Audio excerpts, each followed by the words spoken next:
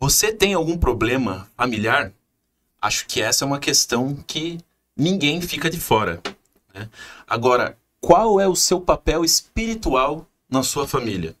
Hoje nós trouxemos aqui um convidado, Bruno Bueno, que ele tem uma abordagem muito interessante sobre esse assunto para a gente trazer reflexões bem profundas em relação a qual é esse nosso papel dentro da nossa família. Muitas vezes nós nos sentimos injustiçados, nós sentimos, não entendemos o porquê viemos nessa família, então ele vai trazer toda uma abordagem baseada na história pessoal dele e baseado em assuntos que ele está estudando. Ele trouxe aí um monte de livro aí para falar, um cara que é estudioso sobre esse assunto. Ele vem há um bom tempo já estudando sobre essas relações familiares, como a gente pode fazer para superar essas dificuldades familiares por um ponto de vista espiritual. Bruno, seja bem-vindo. Antes eu queria dar uns recados aqui. Estou aqui com o Alexandre, que vai ser apresentador aqui hoje também. E eu queria dar um recado aqui para o pessoal de São Paulo. Em breve, aqui nos próximos episódios, a gente vai começar a colocar mais informações, mas no fim do ano eu estarei em São Paulo para dar um curso aí pela CIP, representando o ConsciencioCast. E pessoal de São Paulo, fica ligado aí que em breve a gente vai trazer mais informações para vocês se inscreverem, que vai ser um evento bem legal aí para vocês participarem e conhecerem um pouco mais do trabalho que a gente faz aqui. Bruno, seja muito bem-vindo, é um prazer recebê-lo aqui e estamos ansiosos para conhecer um pouco mais essa abordagem que você vai trazer aí sobre as relações familiares. Valeu, Léo, valeu, Alexandre, é um prazer estar aqui. Bom, acho que dá para a gente começar contando um pouquinho da história, né? Como é que eu cheguei nesse assunto sobre famílias, essa visão espiritual, karma, tudo isso, né? Começa com a minha família. Eu venho de uma família não religiosa, no sentido de ter uma religião que seguem de qualquer custo, né? Risca essa religião. Eu venho de uma família católica, mas aquele católico aberto, assim, que vai pro espiritismo, estuda outras coisas, e nunca me forçou a nada, né? E aí começou a se manifestar essa questão espiritual na minha vida muito cedo. Então, eu sempre me questionava muito, o que eu vim fazer aqui, o que eu sou, para onde eu vou. E quando eu era pequeno, eu tive até algumas experiências que trouxe uma precocidade nesse sentido espiritual. Que fenômenos é esse, né? Eu, quando era bebê, criança, minha mãe me levou no médico. Nesse médico, ela trouxe a seguinte questão. O Bruno chora demais, chora a noite inteira. Ele fala que vê bruxas e que tem um bicho na parede, que tem uma pessoa na parede. E os médicos começaram a fazer exames, né? Fizeram exames, fiz exames neurológicos, etc. E chegaram à conclusão que eu era chorão. Essa que foi a conclusão da medicina, Queria né? chamar atenção. Queria chamar atenção, era chorão, só que assim, eu tinha 2, 3 anos, 4 anos de idade, então foi indo nesse processo. Até que minha mãe, uma vizinha, falou pra ela, por que você não leva ele no centro espírita, né? E aí me levaram no centro espírita e eu fiz uma coisa chamada bloqueamento, que era pra eu bloquear o meu chakra frontal aqui da testa, que é onde ele manifestava a chamada clarividência, né? Enxergar além do físico, né? Coisas, fenômenos, pessoas, consciências, espíritos além do físico, outras dimensões. E aí, desde então, diminuiu, só que ainda assim eu continuava de vez em quando vendo. Até que chegou um momento que eu também fiz uma cirurgia espiritual. Isso foi até comprovado para mim, foi comprovado porque eu percebi que eu tinha... Eu não percebi não, meus pais perceberam que eu tinha sopro no coração. E aí levaram nos médicos, eu ter que fazer, enfim, os tratamentos. Ela falou, não, antes de fazer isso, vamos fazer uma cirurgia espiritual. Aí me levaram lá numa religião, fizeram essa cirurgia espiritual. Espírita também? Era Umbanda, nessa daí. E passou. Não fiquei mais com esse sopro no coração também. Aí aquilo ali começou a instigar a minha família, né? E também começou a me instigar depois de um tempo. Aí eu ia querendo estudar, só que quando eu chegava nas religiões, parece que aquilo assim não fazia tanto sentido. Eu falava assim, cara, eu sinto algo que não é por aí o caminho. Até que um dia eu fui também num centro espírita e tinha uma médium, ela estava incorporada, e eu perguntei para ela, eu posso estudar aqui? Eu quero me desenvolver, eu quero estudar mais os assuntos, quero entender o que acontece comigo. E aí essa médium falou assim, olha, o teu lugar não é aqui. Você vai encontrar um lugar, pessoas vão estar de branco, eles vão trazer um estudo diferente, é similar aqui, mas diferente em alguns pontos, e você vai sentir quando é para você chegar lá. Aí eu, ok, né? Vamos ver o que é esse negócio. Agora eu fiquei mais ansioso, vamos ver, né? E fui tocando a vida. Até que chegou um Que idade momento... você tinha aí? Eu devia ter, eu acho que uns 12 anos de idade. Uns 12, 13 anos de idade. Quando acho que foi nesse dia, né? Aí eu conheci um amigo, esse amigo a gente começou a conversar. E a gente tinha assim umas conversas onde a gente trocava ideias sobre autoconhecimento, hipnose, memorização, ligação mnemônica, coisas nesse sentido. E um dia ele me falou, cara, tem um assunto que você vai gostar, chama experiência fora do corpo, né? Viagem astral. Você consegue sair fora do corpo, se ver fora do corpo e vivenciar uma dimensão e comprovar isso por si próprio. Quando ele falou comprovar isso por si próprio, eu falei, tá aí o que eu quero. Porque normalmente nas linhas que eu estudava, falava muito em acreditar, né, em eu ter que seguir certos padrões até eu chegar num nível que eu conseguisse experienciar. E eu queria muito experienciar esses fenômenos, né? E aí quando ele falou que eu podia fazer isso, eu comecei a estudar.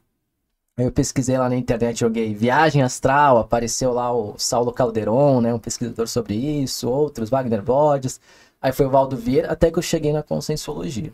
Quando eu cheguei na Conscienciologia, que é essa ciência que eu estudo atualmente, sou pesquisador e voluntário também, fez muito sentido porque eu percebi que ali eu conseguia vivenciar e não precisar ficar acreditando no que todo mundo fala e sim ter as minhas experiências.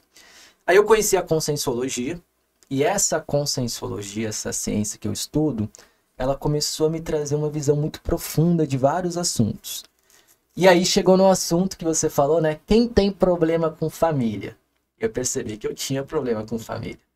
Percebi Coisa que rara isso aí. é uma coisa rara, acontece quase com ninguém, né? E aí eu percebi que eu tinha esse problema com a minha família e tinha algumas coisas que estavam acontecendo no meu âmbito familiar que eu não estava entendendo. Por quê? Pra quê? Né? E qual que é o meu papel aqui? O que que eu devo fazer aqui? Então veio essa reflexão para mim. Aí eu fiz Quando você chegou na Conscienciologia, o questionamento principal que você queria responder era esse do teu papel na tua família? Não, esse foi o segundo. Primeiro foi o que que eu sou, qual que é o meu propósito de estar aqui, né? Aí eu comecei a entender algumas coisas. E dentro desse propósito que eu encontrei, que é ajudar as pessoas, que é me conhecer, que é fazer a minha programação de vida, uma das coisas que estava batendo, que eu sentia que não estava legal, era trabalhar esse lado familiar, tá? Por quê?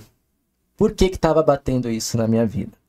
Eu percebi que eu estava estudando sobre o perdão, né?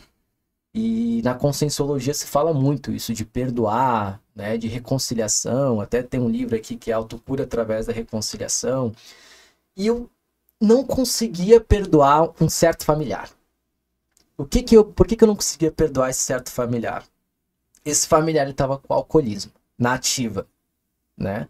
Quando eu falo na ativa, porque o alcoólatra, ele nunca deixa de ser, ele nunca deixa de ter a doença do alcoolismo. Ele pode parar ativo, mas ao menos nesse corpo, nessa vida, ele não deixa de ser, porque se ele voltar a usar a substância, ele volta o alcoolismo. Se não voltar, porque ele não era alcoólatra, né? Isso se tem cientificamente comprovado. E aí aquela relação familiar, eu olhava assim e falava, caramba, eu tento ajudar esse familiar, eu tento conversar, mas ele não aceita ajuda, né? Ele não quer mudar. E aí aquilo estava me incomodando, porque eu sentia assim, caramba, esse familiar é muito próximo de mim, por que que eu tô aqui? Por que que me incomoda tanto? Né? O que que eu preciso fazer para conseguir não perdoar apenas racionalmente, mas emocionalmente, espiritualmente? E aí eu comecei a entender essa questão do karma também, né? Que é falado muito hoje na espiritualidade. Falei, bom, eu devo ter algum karma com essa pessoa, né? Aí, beleza, tem um karma com essa pessoa, tem algum vínculo nosso ali, de algum desafeto do passado, talvez que veio a gente se reencontrar aqui. Mas como é que eu vou fazer para lidar com essa situação? Aí foi passando o tempo, pensei que tinha perdoado, mas ainda estava me incomodando. E na época eu queria me mudar para Foz do Iguaçu. Só que eu sentia que enquanto eu não resolvesse essa questão, parecia que estava faltando algo antes de me mudar para Foz do Iguaçu para vir estudar aqui a Conscienciologia, né? E aí eu pensei, o que eu posso fazer, o que eu posso fazer? Aí eu vim fazer uma viagem para cá. Nessa viagem que eu fiz, foi muito interessante, uma experiência espiritual que aconteceu comigo. E impactou minha vida demais essa experiência que eu tive. Foi uma viagem aleatória ou teve um curso específico que você veio fazer? Era minhas férias, né? Aí eu juntava dia e falava, não, as férias que eu quero fazer é vir para Foz para estudar, né? Que não conhece, que tem um centro de estudos da Conscienciologia, bem bacana. E eu falei assim, eu quero vir estudar. E aí eu conheci a tal da dinâmica, né? Que quem já conhece a Conscienciologia já entende o que é, mas quem não conhece é um local, né? Enfim, um momento que é reservado aqui na Conscienciologia em Foz para as pessoas terem uma troca de fenômenos espirituais, parapsíquicos, né? Onde tem essa troca de energia e tudo mais. São sessões de doação de trabalho energético. Perfeito, assim, né? Perfeito. E aí, eu fui participar de uma dinâmica dessas espirituais, energéticas aí, essa troca. E lá tinha uma pessoa, e essa pessoa, ela estava incorporada com um mentor espiritual, né? Com, como a gente chama aqui, uma consciência extrafísica, um espírito, que estava com uma intenção positiva de ajudar, e ela tava, até a voz dela mudava, né? E eu percebi nitidamente que não era aquela pessoa que eu estava conversando um pouco antes de iniciar a dinâmica. Parecia outra pessoa ali. E aí ela, quando eu fui perto dessa pessoa, num colchonete, ela colocou assim a mão, começou a jogar as energias, ela perguntou para mim, Bruno, tem algo que você gostaria de trazer? Aí eu falei assim, tem. Eu tenho um familiar, ele tá com um processo de alcoolismo, e eu tô querendo ajudar ele, mas não tô sabendo como. Como é que eu posso fazer? Perguntei pra ela. Aí ela olhou pra mim e falou assim, né? Você conhece os Alcoólicos Anônimos? Aí eu falei assim, já ouvi falar, mas nunca fui porque eu pensei que era uma instituição religiosa, e nada contra a religião, mas eu nunca gostei muito de ter que seguir regras, assim, que é porque é. E eu pensava que no AA era assim, nos Alcoólicos Anônimos, que eu ia ter que seguir algumas coisas porque falam que tem que ser assim. Aí eu falei assim, conheço, mas é uma instituição religiosa, então eu nunca fui. Aí ela olhou pra mim assim e falou, né? Vocês da Terra são muito preconceituosos. O Alcoólicos Anônimos não é uma instituição religiosa. E o poder superior que eles falam pode ser o que você quer que seja. Pode ser uma cadeira, pode ser um mentor espiritual, pode ser Deus, pode ser o que você considerar. Então vá lá que eles poderão lhe ajudar. Aí eu tomei um impacto com aquilo, né? Falei, caramba, eu sou preconceituoso, né? Tenho que melhorar esse processo aqui, preciso melhorar isso. Aí acabou a viagem, eu fui para minha cidade natal, Caxias do Sul. Quando eu cheguei em Caxias do Sul, a primeira coisa que eu procurei foi Alcoólicos Anônimos. Aí eu estava na época pesquisando sobre autoconfiança, era um tema de pesquisa meu. Quando eu cheguei nos Alcoólicos Anônimos, olha só o que aconteceu. Tinha uma TVzinha igual essa daqui, e aí cada reunião deles tem um tema de pesquisa. Qual que era o tema? Autoconfiança. O mesmo seu. O mesmo tema que o meu. Aí eu falei, aquilo já me impactou. Quando eu cheguei lá, eu olhei autoconfiança, que eles estavam estudando sobre isso, falei, caramba. Baita sincronicidade, uma né? baita sincronicidade. E aí eu comecei a ouvir aquelas pessoas relatando. Me acolheram muito bem, chegaram, me acolheram, eu comecei a ouvir os relatos delas.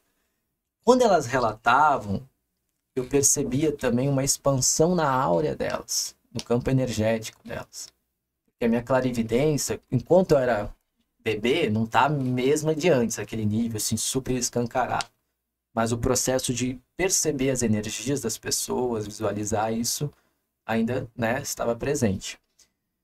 E aí eu comecei a perceber aquela expansão energética, um sentimento muito positivo, muito bom, de gratidão. E eu comecei a ouvir aquilo tudo e começou a me dar um banho de água fria, porque eu falei assim, caramba, isso aqui é uma doença. Nossa, tem muita coisa para aprender. E aí eu comecei a entender aquilo ali. E eu fiquei indo todas quartas e sábados por 3 anos seguidos. Ô Bruno, você foi participar do Alcoólicos Anônimos, mas você nunca teve envolvimento com bebida. Ah, nessa vida não. Nessa vida eu não bebi, já tentei beber, só que quando eu bebi, olha que interessante, eu sentia uma rejeição do álcool, sentia ânsia de vômito. E eu acredito, tem uma hipótese, e tem pessoas que já tiveram até experiência de outras vidas comigo que me relataram, isso é uma hipótese porque eu ainda não comprovei, que eu fui até dono de bar em vidas passadas. E eu acredito que eu vim com essa rejeição porque eu devo ter incentivado muita gente para beber no passado. Ou entrar em dependência, vício, alguma coisa no sentido. E aí eu vim assim, opa, vamos trabalhar isso espiritualmente antes de renascer para ver se não entra nessa de novo. Então acho que eu vim com essa rejeição por causa disso. Talvez por eu conviver com meu familiar também, pode estar influenciado em eu ver as consequências disso, né? Mas eu não bebia. E aí o que é o interessante? Normalmente, isso vai depender de cada grupo, tá? Mas nos Alcoólicos Anônimos, normalmente quem participa é o alcoólatra. É, isso que me chamou a atenção, né? Não é? Se você não teve envolvimento, você foi participar... E aí que é interessante, normalmente é o alcoólatra. Até porque isso existe um grupo chamado Al-Anon, que é para os familiares. Só que aquele grupo, eles me chamavam de amigo do AA. Eles gostaram de mim, a gente teve tanta afinidade, que eles deixavam eu ir e a gente sentia uma afinidade muito grande. Uma troca muito grande. Em geral, não deixam. Normalmente, Eles caminham por esse outro depende de grupo. cada grupo de AA, mas normalmente não. Eles indicam quem quem não é alcoólatra, né, e tem familiar com problema, vai no Al-Anon, que é um outro grupo que é para familiares de alcoólatras. Mas foi muito importante você ter ido lá para ver a cabeça do alcoólatra, né? Porque se você estivesse no outro, você estaria vendo os familiares deles. Exatamente, Léo, exatamente. Então, e aquilo ali acho que foi espiritualmente também foi muito positivo para mim. Acho que tinha uns mentores me incentivando a estar ali. Porque chegou um momento que eu falava de igual para igual com eles. Ou seja, nessa vida eu não fui alcoólatra, mas eu acho que em alguma outra deve ter sido. Porque a gente tinha assim, não, eu estou aqui, você está ali, um em cima, um embaixo. Não, era horizontal a questão, entendeu? E como você trouxe, você sentia a presença dos teus amparadores extrafísicos ali, atuando junto ali, te auxiliando. Total, demais. E assim, as conversas que a gente tinha eram muito profundas. Inclusive, chegou um momento dentro do AA que eu ia fazer um trabalho de intervenção nas famílias. Eu me lembro que eu fui uma vez numa família onde um amigo meu estava passando por processo, a mãe dele estava passando pelo processo do alcoolismo, e eu fui com membros do AA fazer uma intervenção para conversar com ela, né, a respeito do assunto. E aí enquanto eu só deixava ele falar, né? Eu ficava só trabalhando energia. Eu falei, vou deixar a pessoa mais experiente falar. Então, chegou nesse nível, entendeu? Então, ali aconteceu alguma coisa espiritual que fez essa conexão, que fez eu entrar nesse grupo. Hoje eu entendo o motivo, né? Eu vejo que tem muito processo de assistência, de ajuda para esses tipos de pessoas. E aí essa jornada de pesquisa familiar começou aí, tá? Mas não é só para quem tem familiar alcoólatra. Vocês vão entender até o final que isso vai expandir para outros assuntos. Mas começou aí. Aí o que aconteceu de diferente, Léo e Alexandre? A minha intenção mudou. O meu objetivo mudou.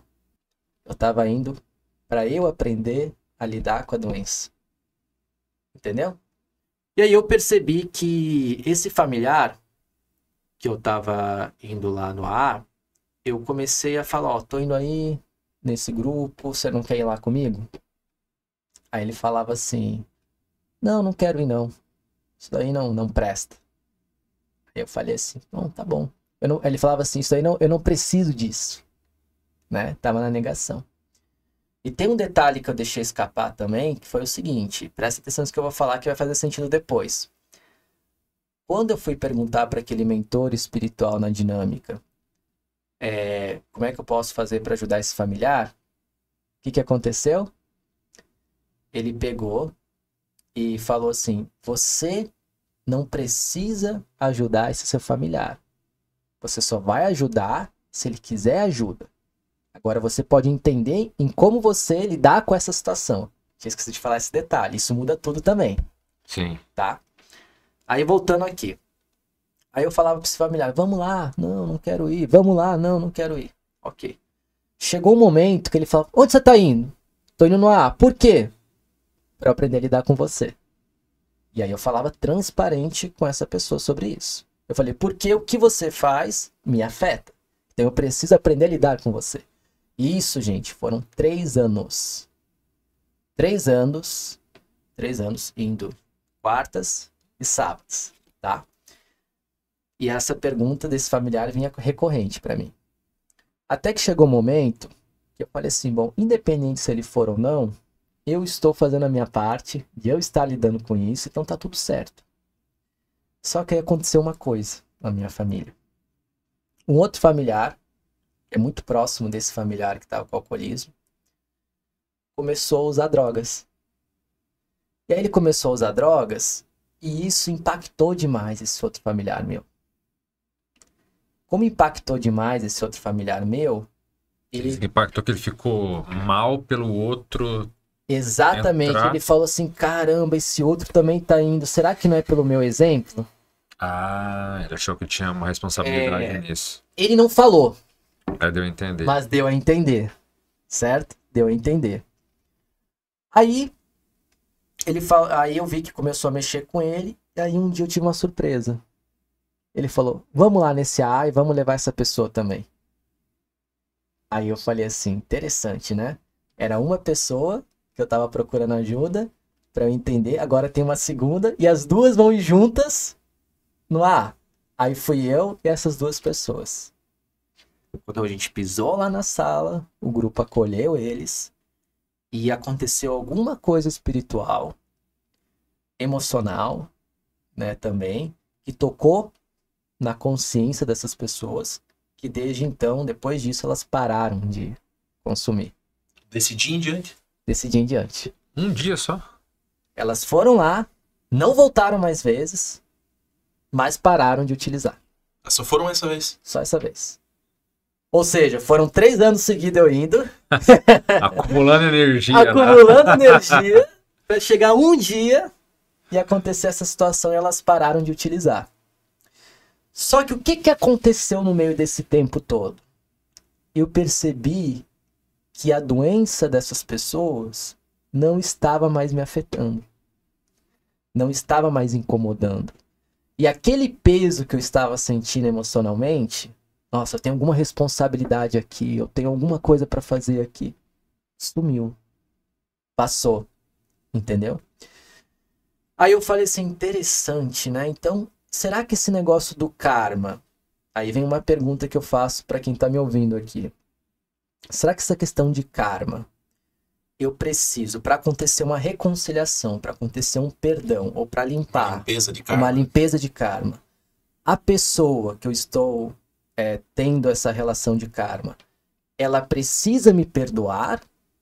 Ou se eu perdoar, eu me perdoar e fazer a minha parte, já é o suficiente? Então fica essa reflexão. Vocês entenderam a pergunta? Sim, sim. Né?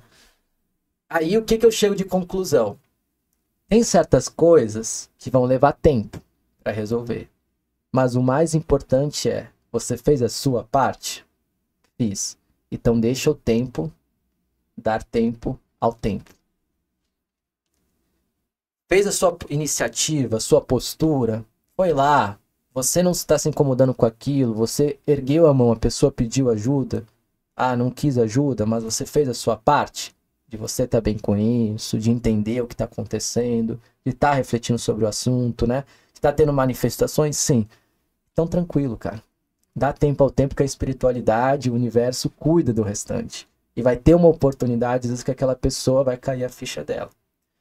Só que eu não entendia disso naquela época, dessa maneira. E aí eu tinha uma síndrome, e hoje tem até um nome para isso, que é a síndrome da responsabilidade deslocada. O que eu costumava fazer? E eu não estou falando que está 100% reciclado, mudado, porque às vezes eu ainda percebo pensamentos com isso. E isso às vezes ainda vai levar talvez algum tempo para ser 100% mudado. Assumir papéis, funções, responsabilidades que não são minhas. Entende? E aí eu colocava a responsabilidade do mundo nas minhas costas. Por quê? Porque eu era um jovem, né? Ali em alguns momentos, no contexto familiar, eu tinha mais lucidez do que os meus próprios familiares, né? Que normalmente na sociedade a gente traz o quê? Só dando um exemplo aqui, tá? Vô, tio, pai, pessoas mais velhas, eles vão te esclarecer e você vai ser o esclarecido, não é isso? Eles vão ter mais sabedoria.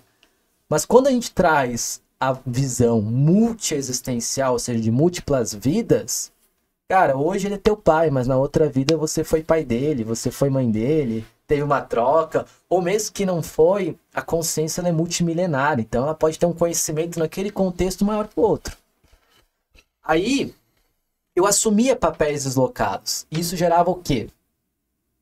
Problema de intestino, né? Repressão emocional, ansiedade, uma inquietude, um perfeccionismo e principalmente uma autocobrança, né? Então, isso gera. Você quer falar, Alexandre? Não, só ia colocar, porque essa responsabilidade, então, deslocada, você quer dizer que você se sente responsável pelas atitudes ou imaturidade dos outros. E reciclagem dos outros. Que a gente não tem Exatamente. como controlar. Só né? que você não sabe. Essa que é a questão. A pessoa que está muitas vezes nessa síndrome, tem alguns casos que sabem, mas a maioria das vezes a pessoa ela assume responsabilidades que ela acha que é o dever dela, só que não é. Entendeu? Porque você pega esse exemplo mesmo que você trouxe, né? Teu familiar tá com um problema de alcoolismo. E você se sente responsável por fazê-la superar o alcoolismo. Uma coisa Exatamente. que não é teu papel, não é tua responsabilidade, mas por toda a dinâmica familiar e agregando com essa visão de múltiplas existências, às vezes você já foi responsável por essa pessoa, então você traz aquele perfil, aquele temperamento ali, aquela necessidade de tomar essa responsabilidade para você, né? Então você acha que a pessoa superar uma dificuldade, superar uma fraqueza, uma doença, é tua responsabilidade, né? Isso bagunça todo o sistema familiar ali. Exatamente. E o desafio é esse, é você saber quando você tem responsabilidade e quando você não tem responsabilidade. Até onde vai o teu papel, né? Essa Exato. lucidez é muito difícil de desenvolver. Né? Exatamente. Que é Eu vou atuar até aqui, passou daqui já não é meu papel. Exatamente. E saber o limite do assistente, o limite da pessoa que vai ajudar. E também o limite de quem está sendo ajudado.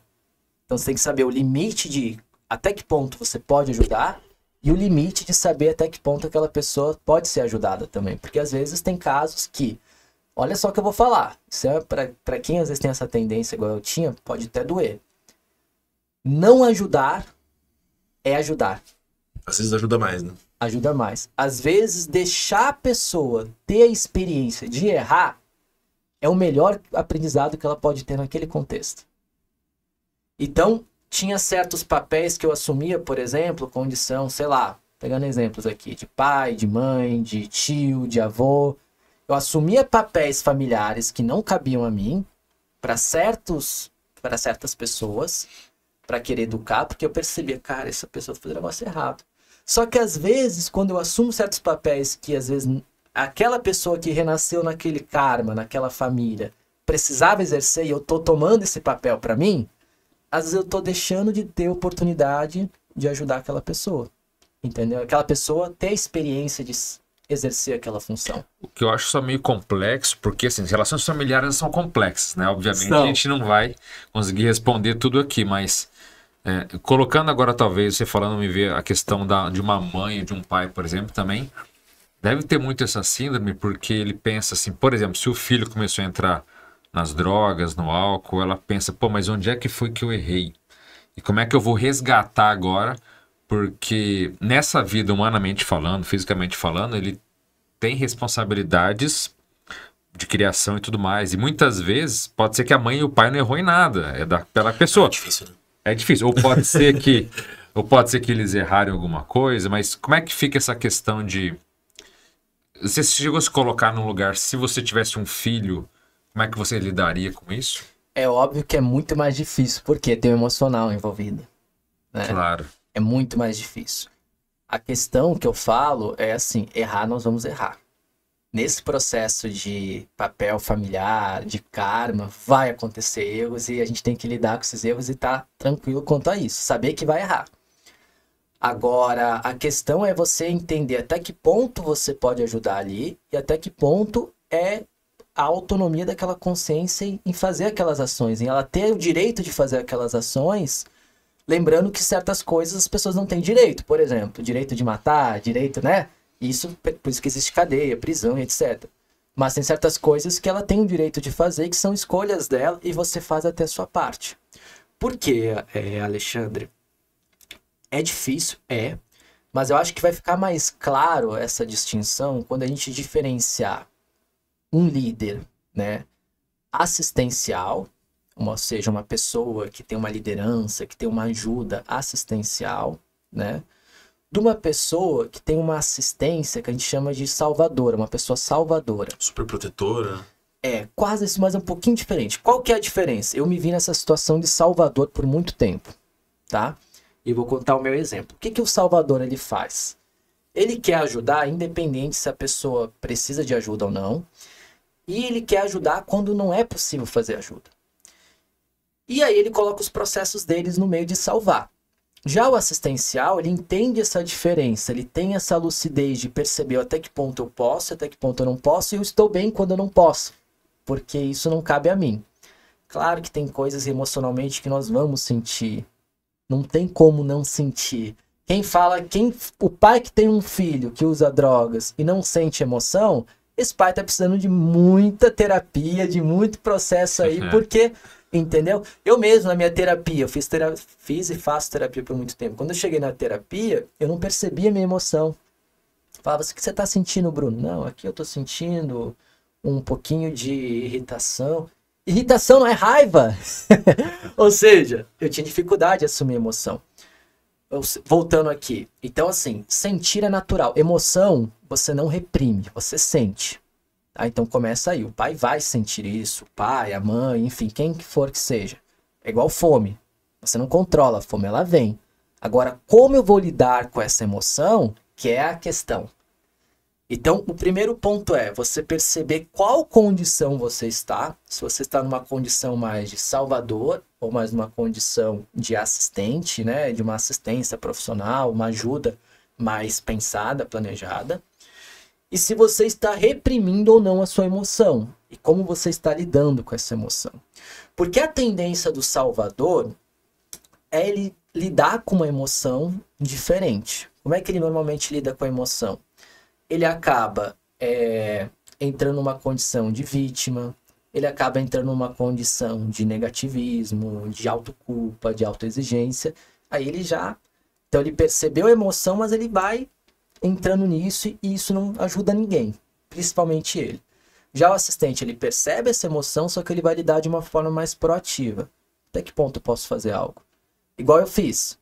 Eu percebi que no início eu estava como salvador, quando eu queria ajudar de qualquer forma, mas a partir do momento que eu entendi a doença, eu fui falando o que eu estava fazendo, e eu fui me mudando, aí eu entrei no assistencial. Só que tem uma coisa aí, Alexandre. Ser um assistencial é muito mais difícil do que ser um salvador. E dói. Por quê? Porque precisa mexer com o seu emocional também. Então mexeu com o meu emocional esse processo todo. E aí é mais difícil. Só que é muito mais libertador. Quando a pessoa ela começa a sair dessa condição de salvador e ir para um assistencial, é uma liberdade muito grande, porque você tira esse peso nas costas. Agora... isso é muita terapia, isso é muito conhecimento espiritual, é muita intuição, é muito pedir ajuda, e é tentar entender isso de uma visão integral. Então a abordagem que eu quero trazer aqui nesse podcast é numa visão biopsicossocial / espiritual. Que é o quê? É trazer uma abordagem nessas relações familiares com a parte biológica, a gente não pode banalizar, parte emocional, a parte social e a parte espiritual. Né? Então, quando a gente começa a analisar com todos esses fatores, tudo muda. Você começa a ver de uma visão mais integral aquela consciência. E aí você entende, bom, vamos pegar o caso do pai ali, do filho. Por que esse filho nasceu aqui? Por que eu nasci com ele? Ou eu sou filho, por que eu tenho esse pai? Por que eu tenho essa mãe? Por que eu tenho essa namorada, né? Namorado, esposa, esposo, que são família também.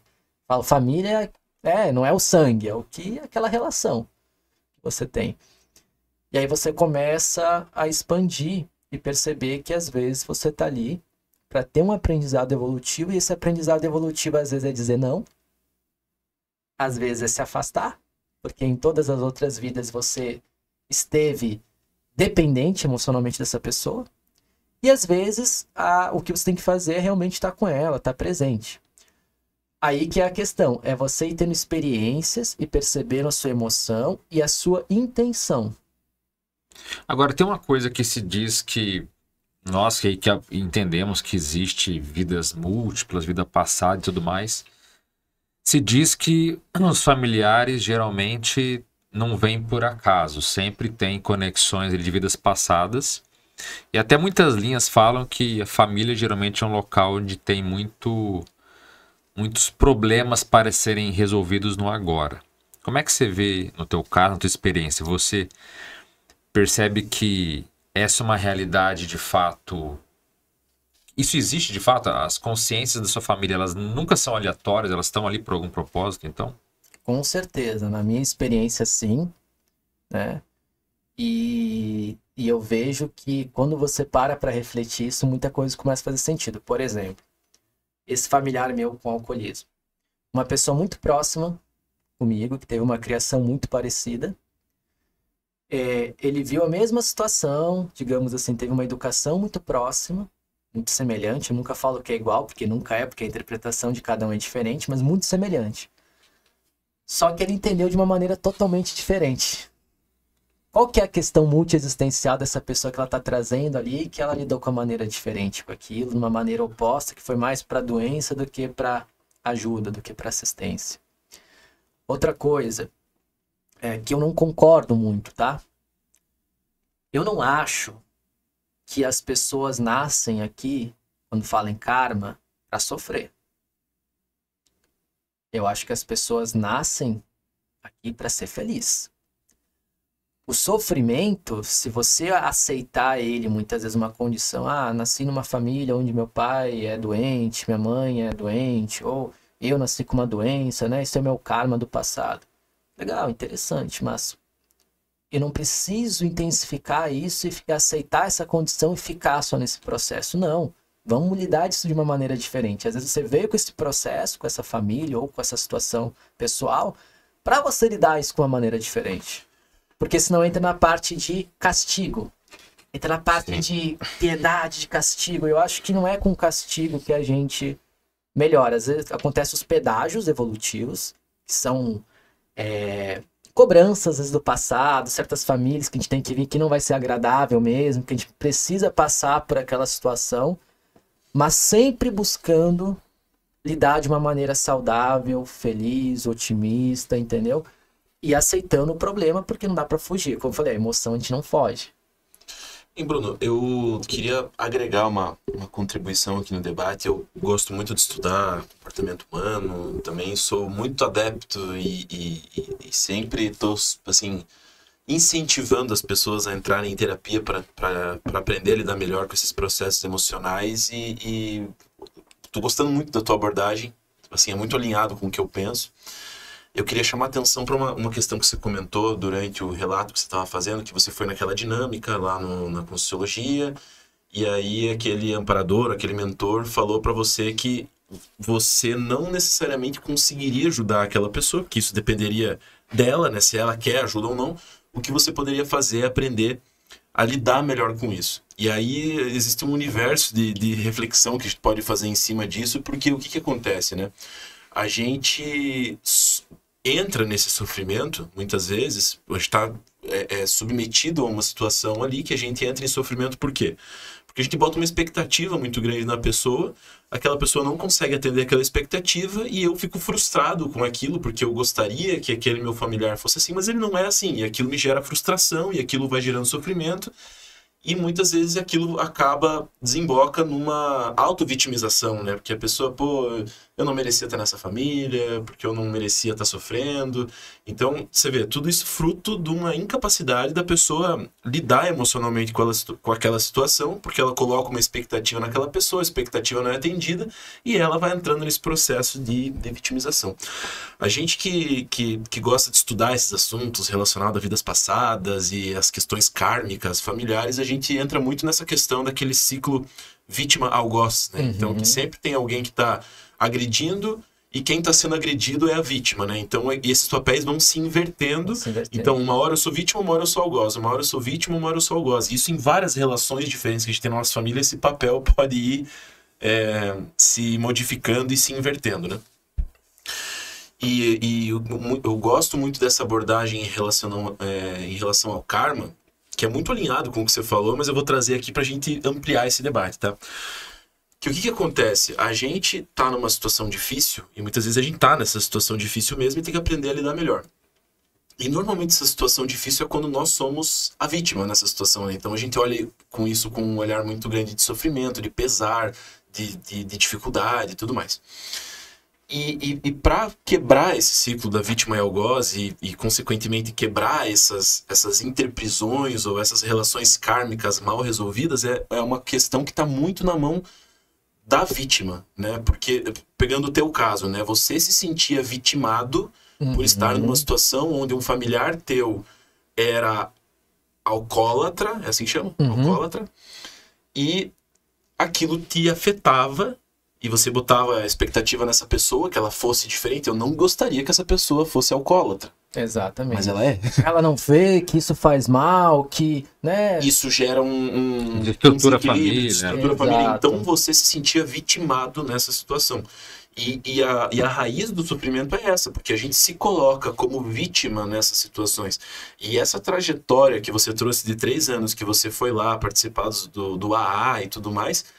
Cara, é sensacional você trazer isso, porque isso mostra um potencial que todo mundo que está escutando aí enxerga em reverter essas situações em que nós nos sentimos vítimas e ressignificar isso e lidar melhor. Chegou uma hora que você nem estava preocupado mais com essa pessoa, com o teu familiar. Exatamente. Você não estava mais assim, o foco já não era mais esse. Não. O foco já não era o que você estava sofrendo. O foco já não era... Você nem convidava mais a pessoa. Eu quero ir lá porque eu tô gostando de entender mais sobre isso, e o fato de você entender mais sobre essa situação gerava o que em você? Uma cura emocional. Exato. Porque se a pessoa vai deixar de ser alcoólatra ou vai continuar sendo, não importa. O que importa é que você tá mais bem resolvido com isso. Você tem mais ferramentas para lidar com aquilo, você tem mais ferramentas para lidar com a forma que aquela pessoa se comporta, e aquilo faz você ficar melhor, mais equilibrado.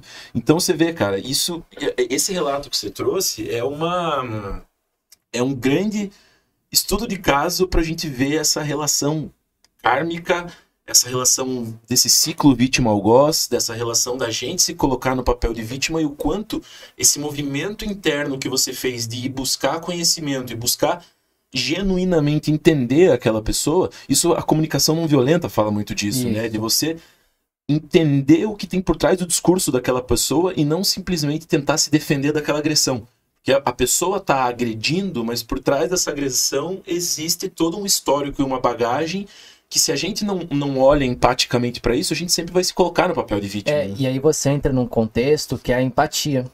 Inclusive, trazendo de novo o gancho dos Alcoólicos Anônimos, porque uma das coisas que me ajudou muito. Não sei se vocês sabem como é que foi criado, mas é uma história assim de cair, né? Os butiá do bolso, como dizem, né? O Bill, né? Que é um alcoólatra, né? Ele foi um dos fundadores do AA, e o Bob também. Estados Unidos, isso. Estados Unidos. O Bob era um médico muito famoso na cidade dele, só que ele estava alcoolizado, passando por problemas com alcoolismo e tudo mais. E o Bob foi um cara que todo mundo tentou ajudar ele foi em religião, foi um monte, e nada adiantava. Aí um dia, o Bill, ele estava numa cidade, a trabalho, E ele percebeu que quando ele ligava para as pessoas para falar sobre o alcoolismo, ele ligava principalmente para outros alcoólatras, ele sentia menos vontade de beber. Porque ele tinha uma outra pessoa do lado dele que tinha a tal da empatia. E ele, quando falava pro outro, ele falava para si mesmo também sobre aquele assunto. Aí, ó, até aí é interessante. Aí um dia ele estava numa cidade e ele ligou para as pessoas e percebeu que não tinha ninguém para ele conversar. Tá? Tô tentando lembrar da história, não lembro exatamente esses detalhes, mas o que eu lembro é: ele foi para um hospital.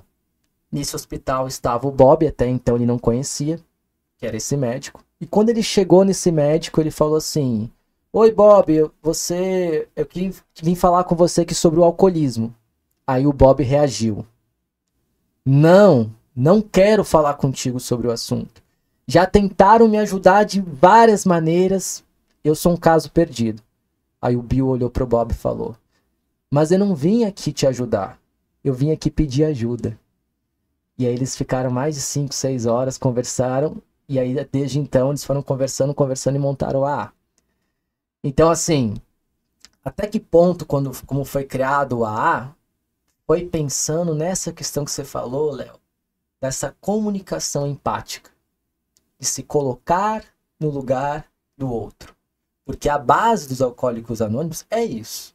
É você ouvir o outro com uma doença parecida com a sua, ou a mesma doença, de maneiras às vezes diferentes, onde você é um doente ajudando outro doente com a mesma doença. Só que aí acontece o fenômeno da empatia. E aí, se a gente extrapolar isso para o espiritual, com certeza tem uma equipe extrafísica que acompanha, que ajuda. Inclusive o Bill, quando ele teve esse insight de começar a falar com outras pessoas, ele acordou de um sonho na cama dele, onde ele percebeu uma iluminação, ele viu uma iluminação, né? Uma iluminação, quando eu digo assim, energética, ele viu umas luzes na cama dele, e ele não sentiu vontade de beber desde então. Ele resolveu conversar com outras pessoas que também tinham alcoolismo, e aí foi desenvolvendo o processo até conhecer o Bob e juntar, né, as forças. Então assim, quando existe essa interempatia ou essa empatia, Léo, isso é fantástico para a gente entender o assistido, a pessoa que está na condição de ser ajudada. E foi isso que eu acho que foi a base, nesse caso especificamente do alcoolismo. Eu pude entender esse familiar, só que ao entender ele, eu comecei a me entender também. Você foi no Alcoólicos Anônimos com a ideia de ajudar um familiar teu. Uhum. O tempo passou e quem foi ajudado foi você. Exatamente. Porque mudou a tua forma de olhar para a situação e lá na frente essa pessoa acabou sendo ajudada, né? Você comentou que essa pessoa acabou indo lá. Mas como é interessante essa mudança de olhar para as coisas, né? Exato. E isso muda tudo, gente. E aí você começa a entender essas relações familiares. E um conceito que eu quero trazer aqui que mudou demais a minha vida, não sei se vocês conhecem, já ouviram falar do Triângulo de Karpman? Não. Não? Triângulo de Karpman? Não. Eu vou expandir isso para a parte espiritual também, tá? É um conceito dentro da análise transacional, que tem dentro da psicologia, que é uma junção de 3 papéis que normalmente acontecem nas relações humanas, e agora vamos aproveitar para as relações familiares, que é a condição de vítima, ok? Perseguidor, tá? E salvador. Então, guarda esses 3 papéis. Aí, se a gente for trazer para o espiritual, acontece isso não só na relação familiar entre consciências humanas, mas entre as consciências espirituais, que já perderam esse corpo físico, né? As consciências extrafísicas, e entre essas consciências extrafísicas com os humanos. Então isso também acontece, depois eu vou expandir até aí. Mas vamos pegar o conceito básico. Olha só, vítima, perseguidor e salvador. Qual que é a condição? Normalmente, quando se tem um conflito familiar que não está bem resolvido, as pessoas estão nesse triângulo. Como é que é? Ou a pessoa está entrando numa condição de salvadora, que era o meu caso lá, eu queria salvar esse familiar no início, depois que eu fui entender e sair desse jogo psicológico, desse triângulo de Karpman. Ou a pessoa está numa condição de vítima, que é aquilo que você falou antes. Nossa, mas esse meu familiar, ele é assim, ele não muda. Ou ela está na condição de perseguidor, que é o quê? Ele começa a apontar o dedo. Mas poxa, Léo, você já tem todo esse conhecimento e não muda, cara. Até quando você vai ficar assim? E aí ele começa a perseguir, tá? Porque parece uma cobrança positiva, mas na verdade é o perseguidor, então. Exatamente. Por que que muda? Porque a pessoa, ela tá querendo ajudar o outro e ela começa a perseguir porque aquilo tá incomodando a pessoa. Não é porque de fato ela quer ajudar, porque ela é boazinha. É porque tá incomodando ela. Aquela atitude do Alexandre tá me incomodando. Então eu vou falar pro Alexandre mudar isso. Mas não é porque eu quero que realmente o Alexandre mude. É porque... Acabou a empatia, né? Daí. Exatamente. Só que isso é inconsciente, gente. E acontece todos os dias nas relações. Eu vou dar um exemplo, tá? Aí, antes de dar o exemplo, eu vou perguntar pra vocês. Qual é a condição preferida do Salvador? Você já sabe o que é o Salvador, que eu já falei aqui no podcast. A condição favorita do Salvador é ser Salvador? É ser vítima? Né? Ou ser perseguidor? O que vocês acham? A condição preferida do Salvador. Isso, nesse jogo. Eu acho que é o perseguidor, que ele quer cobrar a mudança do outro, não é isso? E você? Isso aqui é uma pegadinha. Não é pegadinha. Não é pegadinha. Ó, eu vou trazer aqui, eu vou trazer a resposta, tá? E lembrando que a gente não trabalha com verdade absoluta, então podem discordar de mim aqui. Ou é perseguidor ou é vítima, é uma das duas. Geralmente a condição preferida da pessoa no jogo não é aquela que ele entra, é aquele que ela sai. Então eu vou dar um exemplo. Um familiar meu estava reclamando da vida toda hora, reclamando processos emocionais. E eu falei assim, por que você não começa a fazer terapia? Me fez tão bem. Não, eu não tenho dinheiro. Não, mas tem terapia assim que é um custo baixo nas faculdades, né, e etc. Eu comecei a sugerir algumas questões. Aí esse familiar, não, acho que não vai cobrar dinheiro. E eu insisti na terapia. Ela vinha falar para mim, eu falava da terapia. E o que que eu fiz? Como um bom salvador, eu fui lá e paguei a terapia para ela. Falei naquela época, fui lá e paguei a terapia. E aí a pessoa começou a fazer. Deu 2 sessões, o que que aconteceu com essa pessoa? Pulou fora. Pulou fora. Aí ela veio reclamar de novo pra mim. Aí o que que eu fiz? Começou a apontar. Pô, fulano, como assim você tá reclamando pra mim? Eu te paguei a terapia, agora você tá assim? Aí ela falou, você ajuda e agora fica jogando na cara dos outros? Aí começou uma discussão. Aí eu pergunto pra vocês, qual que foi meu papel favorito nesse exemplo? Eu entrei como Salvador. No final eu fiquei falando, eu te paguei terapia e mesmo assim você não quer ir atrás, você não quer mudar? Qual foi meu papel favorito? Vítima, né? Não, perseguidor. Mas daí você se coloca também no papel de, pô, olha Sim, só, eu mas ajudei. com a pessoa eu persegui. Ah, sim. Sim, tá certo. Entendeu? Entendi. Ou seja, nessa situação meu papel favorito foi perseguidor. Agora, qual que é a condição que um salvador mais gosta? Qual o tipo de perfil de pessoa que um salvador mais gosta? A condição preferida das pessoas que o salvador mais gosta são as vítimas. Então, se alguém está me ouvindo aqui e se identifica em algum caso como salvador, Vai pra terapia. vai para terapia, mas atenção com as pessoas que são vítimas ao seu redor, que se estão na condição de vítima. Porque normalmente o salvador está salvando as vítimas. Claro. Entendem? Sim. Então, geralmente ele está aí. Então, uma coisa que eu comecei a perceber foi, me pediram ajuda, pensa, reflita, veja se realmente posso ajudar e se é necessário ajudar, para depois dizer sim. Porque normalmente vinha uma vítima, eu já estava ajudando. Então, quando você começa a perceber essas manifestações, isso é batata. Se você olhar, você vai ver, geralmente num conflito, ou a pessoa está na vítima, ou ela está na salvadora, ou ela tá na perseguidora. E quando quando conecta o salvador com a vítima, você chama de ajuda. Você sai correndo, tô brincando. Mas eu digo assim, quando você junta o salvador com a vítima, você tá usando a expressão de ajuda, né? Eu ia lá e ajudava a vítima, mas no final das contas isso não é uma ajuda, né? Porque isso só reforça o papel de vítima da vítima. Aqui mesmo, na conscienciologia, né? A gente que estuda aí, tem um conceito que é impacto terapia.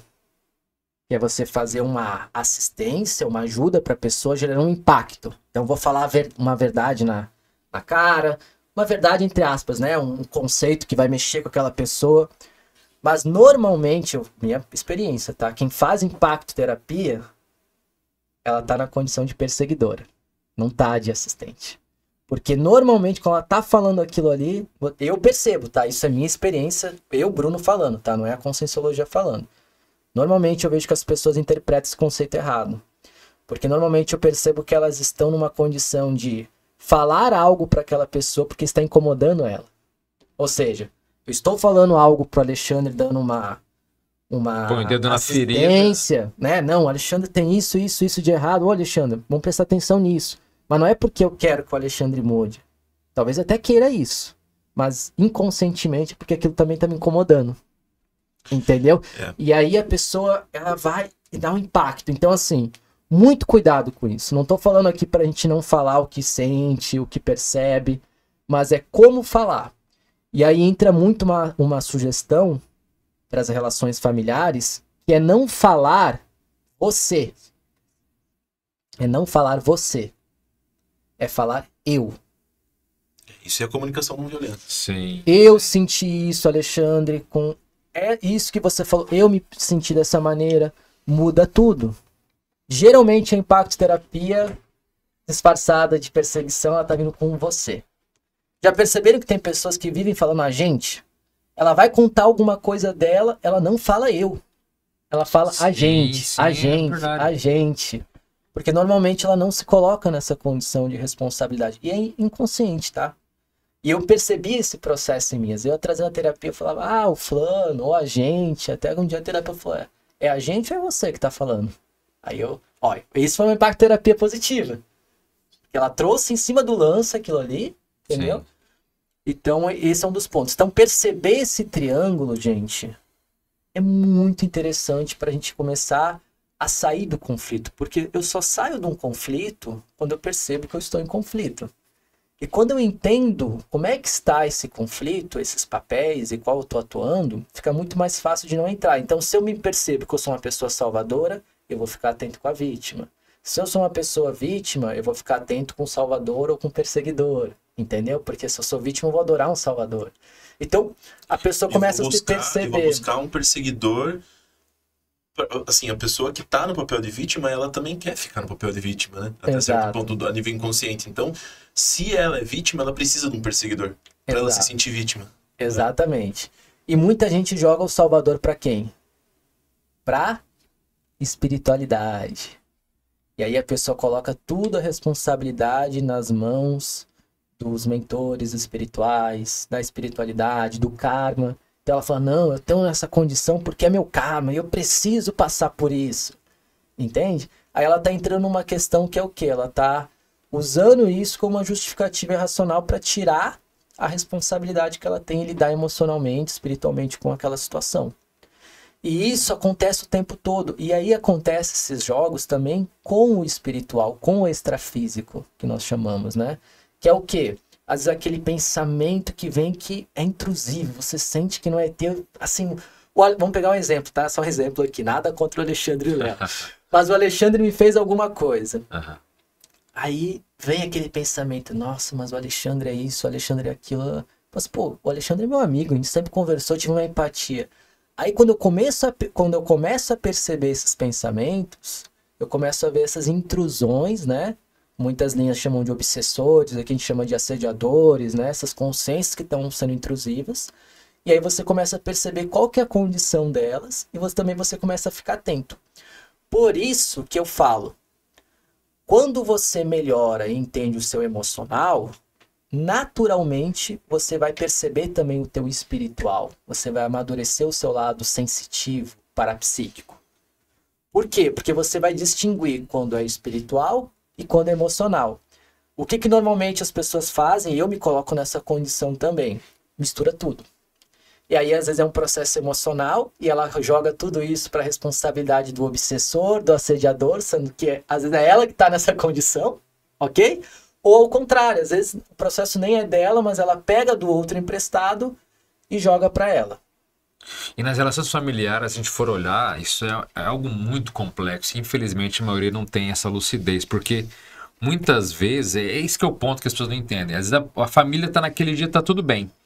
Aí chega aquele parente que às vezes chega ali mais carregado, né? Às vezes teve um monte de problema e chegou com aquelas consciências mais complicadas, e aí ela fala uma palavra, uma frase atravessada, e aí de repente outro familiar já responde de um jeito bravo, já começa às vezes a criar um conflito familiar, porque muitas vezes vieram ali de forma totalmente, né, desapercebida, ela veio mal acompanhada naquele dia, por exemplo. Exatamente. Então, como é que... E aí, e como é duro na família, como há muita intimidade, então fala mesmo, xinga mesmo, e põe pressão, e o outro já se vitimiza. Então, são relações que, para quem não entende nada de energia, nada de consciência extrafísica, como é que a gente pode falar? É difícil, né, para difícil. Esclarecer E aí isso. também vem uma experiência, Alexandre, que nem todos os casos é possível isso que eu vou falar. Mas aí a pessoa precisa refletir se no caso dela é possível. Fazer a experiência do distanciamento saudável. Sim. Ou seja, eu mesmo, quando eu saí da casa dos meus pais, né? Eu morava com meus pais uma época, eu morei uma boa época com meus pais, até acho que aos 21 anos de idade. Eu percebia certas coisas que eu pegava emprestado do grupo, entendeu? Deles, e também das consciências espirituais que acompanhavam aquele ambiente familiar. Quando eu comecei a sair dali e começou a tentar vir essas intrusões novamente, eu já estava mais atento, porque eu não estava tão envolvido naquele ambiente. Então essa experiência do distanciamento saudável, dependendo do caso, a pessoa pode fazer isso definitivamente, temporariamente. E quando eu falo distanciamento, é saudável, porque não é você, não, nunca mais vou olhar na cara, né? Ah, vou sair aqui porque minha mãe fez isso, porque meu pai fez isso, porque meu tio fez isso. Não. É você fazer isso de forma planejada, com um objetivo por trás, de se perceber, de se melhorar. Ajuda muito. A outra coisa também é preparar o ambiente. Então, às vezes aquele familiar que você percebe que ele tá pesado, tá carregado, ou você próprio tá nessa situação também. Que como os humanos, às vezes você tá numa fase mais complicada. Normal, isso acontece com todo mundo. Né? É você já se antecipar, então você trabalhar suas energias, né? Tem uma técnica muito legal que é o estado vibracional, onde você concentra uma bola de energia ali, procura sentir no topo da sua cabeça, desce até os pés, dos pés vai subindo até a cabeça, vai fazendo esse movimento contínuo, né, até sentir uma vibração corporal e energética, né, corporal não, energética no seu corpo. Isso é legal. E aí você vai começar a limpar as energias, porque a sua forma de pensar, ela fica mais límpida, ela fica mais clara para lidar com a situação e dos familiares também, porque quando eu me melhoro, logo melhora o ambiente também. Claro. Né? Então, eu já tive várias situações onde eu falei assim, não, vou trabalhar energia para falar. Só que tinha situações, Léo e Alexandre, que não adiantava trabalhar energia. Sabe por quê? Porque o meu emocional ainda estava muito exacerbado com aquela situação. Então, o que eu procurei fazer na minha vida e procuro fazer na minha vida hoje? Quando está uma situação assim, eu preciso conversar com algum familiar ou uma outra pessoa num contexto sério. Antes de tomar alguma decisão séria, eu procuro dormir. Eu espero passar 24 horas. Porque, normalmente, se eu vou agir por impulso, e tem situações que a gente precisa realmente tomar mais rápido, mas tem outras que não. E a maioria dos casos, a gente não precisa falar na hora. Dá pra esperar. Dá pra esperar nem que seja 24 horas. Sim, exatamente. Porque se você vai falar na hora que sobe a emoção, você vai falar com um dos 3 papéis lá que você falou, né? Exatamente. Ou com vítima, ou com... Como é que chama? Perseguidor ou salvador. E essa é uma estratégia interessante, realmente. Porque você esperar 24 horas, você deixa essa poeira emocional baixar e a tua tendência de agir melhor, com menos influência do emocional, é muito maior, né? Com certeza. E aí você começa a ver até... E assim, já aconteceu vários momentos comigo. Eu tava com aquilo subindo aqui, não, eu vou falar aquilo. Aí eu durmo e mudo de ideia, cara. Acontece demais isso. Você fala, caramba, se eu falasse daquele jeito ali, eu estaria agindo de forma impulsiva. Aí eu estaria reagindo, não lidando. Então acho que essa que é a questão de lidar com os processos emocionais, espirituais, é lidar, não reagir. Entendeu? A diferença é brutal. É brutal. É brutal. E tudo começa na minha concepção.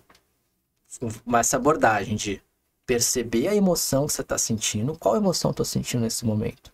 Por que que eu tô sentindo essa emoção? O que que isso tem a ver comigo ou não comigo? E o que que isso tem a ver com a parte espiritual? Aí você começa a expandir. Aí você também vai para outras coisas. Por exemplo, como é que tá a minha parte somática do meu corpo físico? Eu dormi? Eu me alimentei bem? Isso influencia.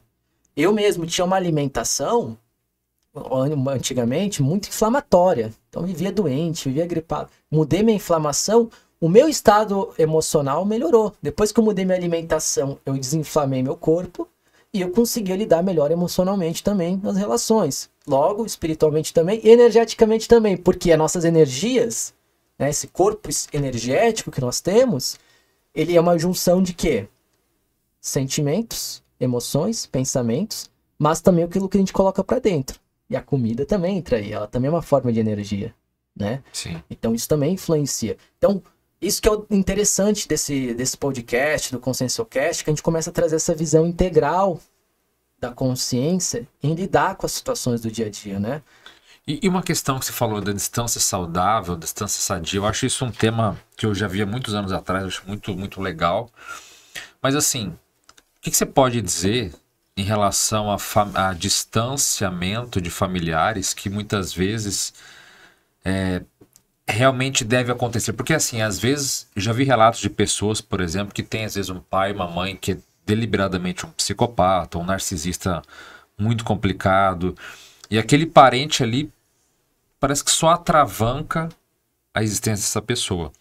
Como saber qual o momento de continuar assistindo, de continuar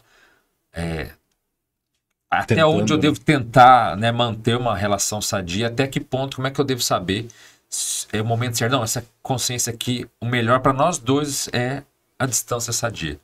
Tem alguma coisa que dá para diferenciar ou dá para entender essa situação? Sim, essa é uma pergunta muito complexa e eu falo Claro. que não existe uma resposta que serve para todos os casos. O que eu acho que a reflexão principal é o seguinte: é a pessoa. Até que ponto aquilo afeta a saúde dela? Porque é aquela história. Eu estou convivendo com o Léo tá doente. Muito doente. Vamos pegar um exemplo aí até do Covid, né? Quando teve. Se o Léo tá com Covid, eu vou me conviver com o Léo, também pode me dar problema.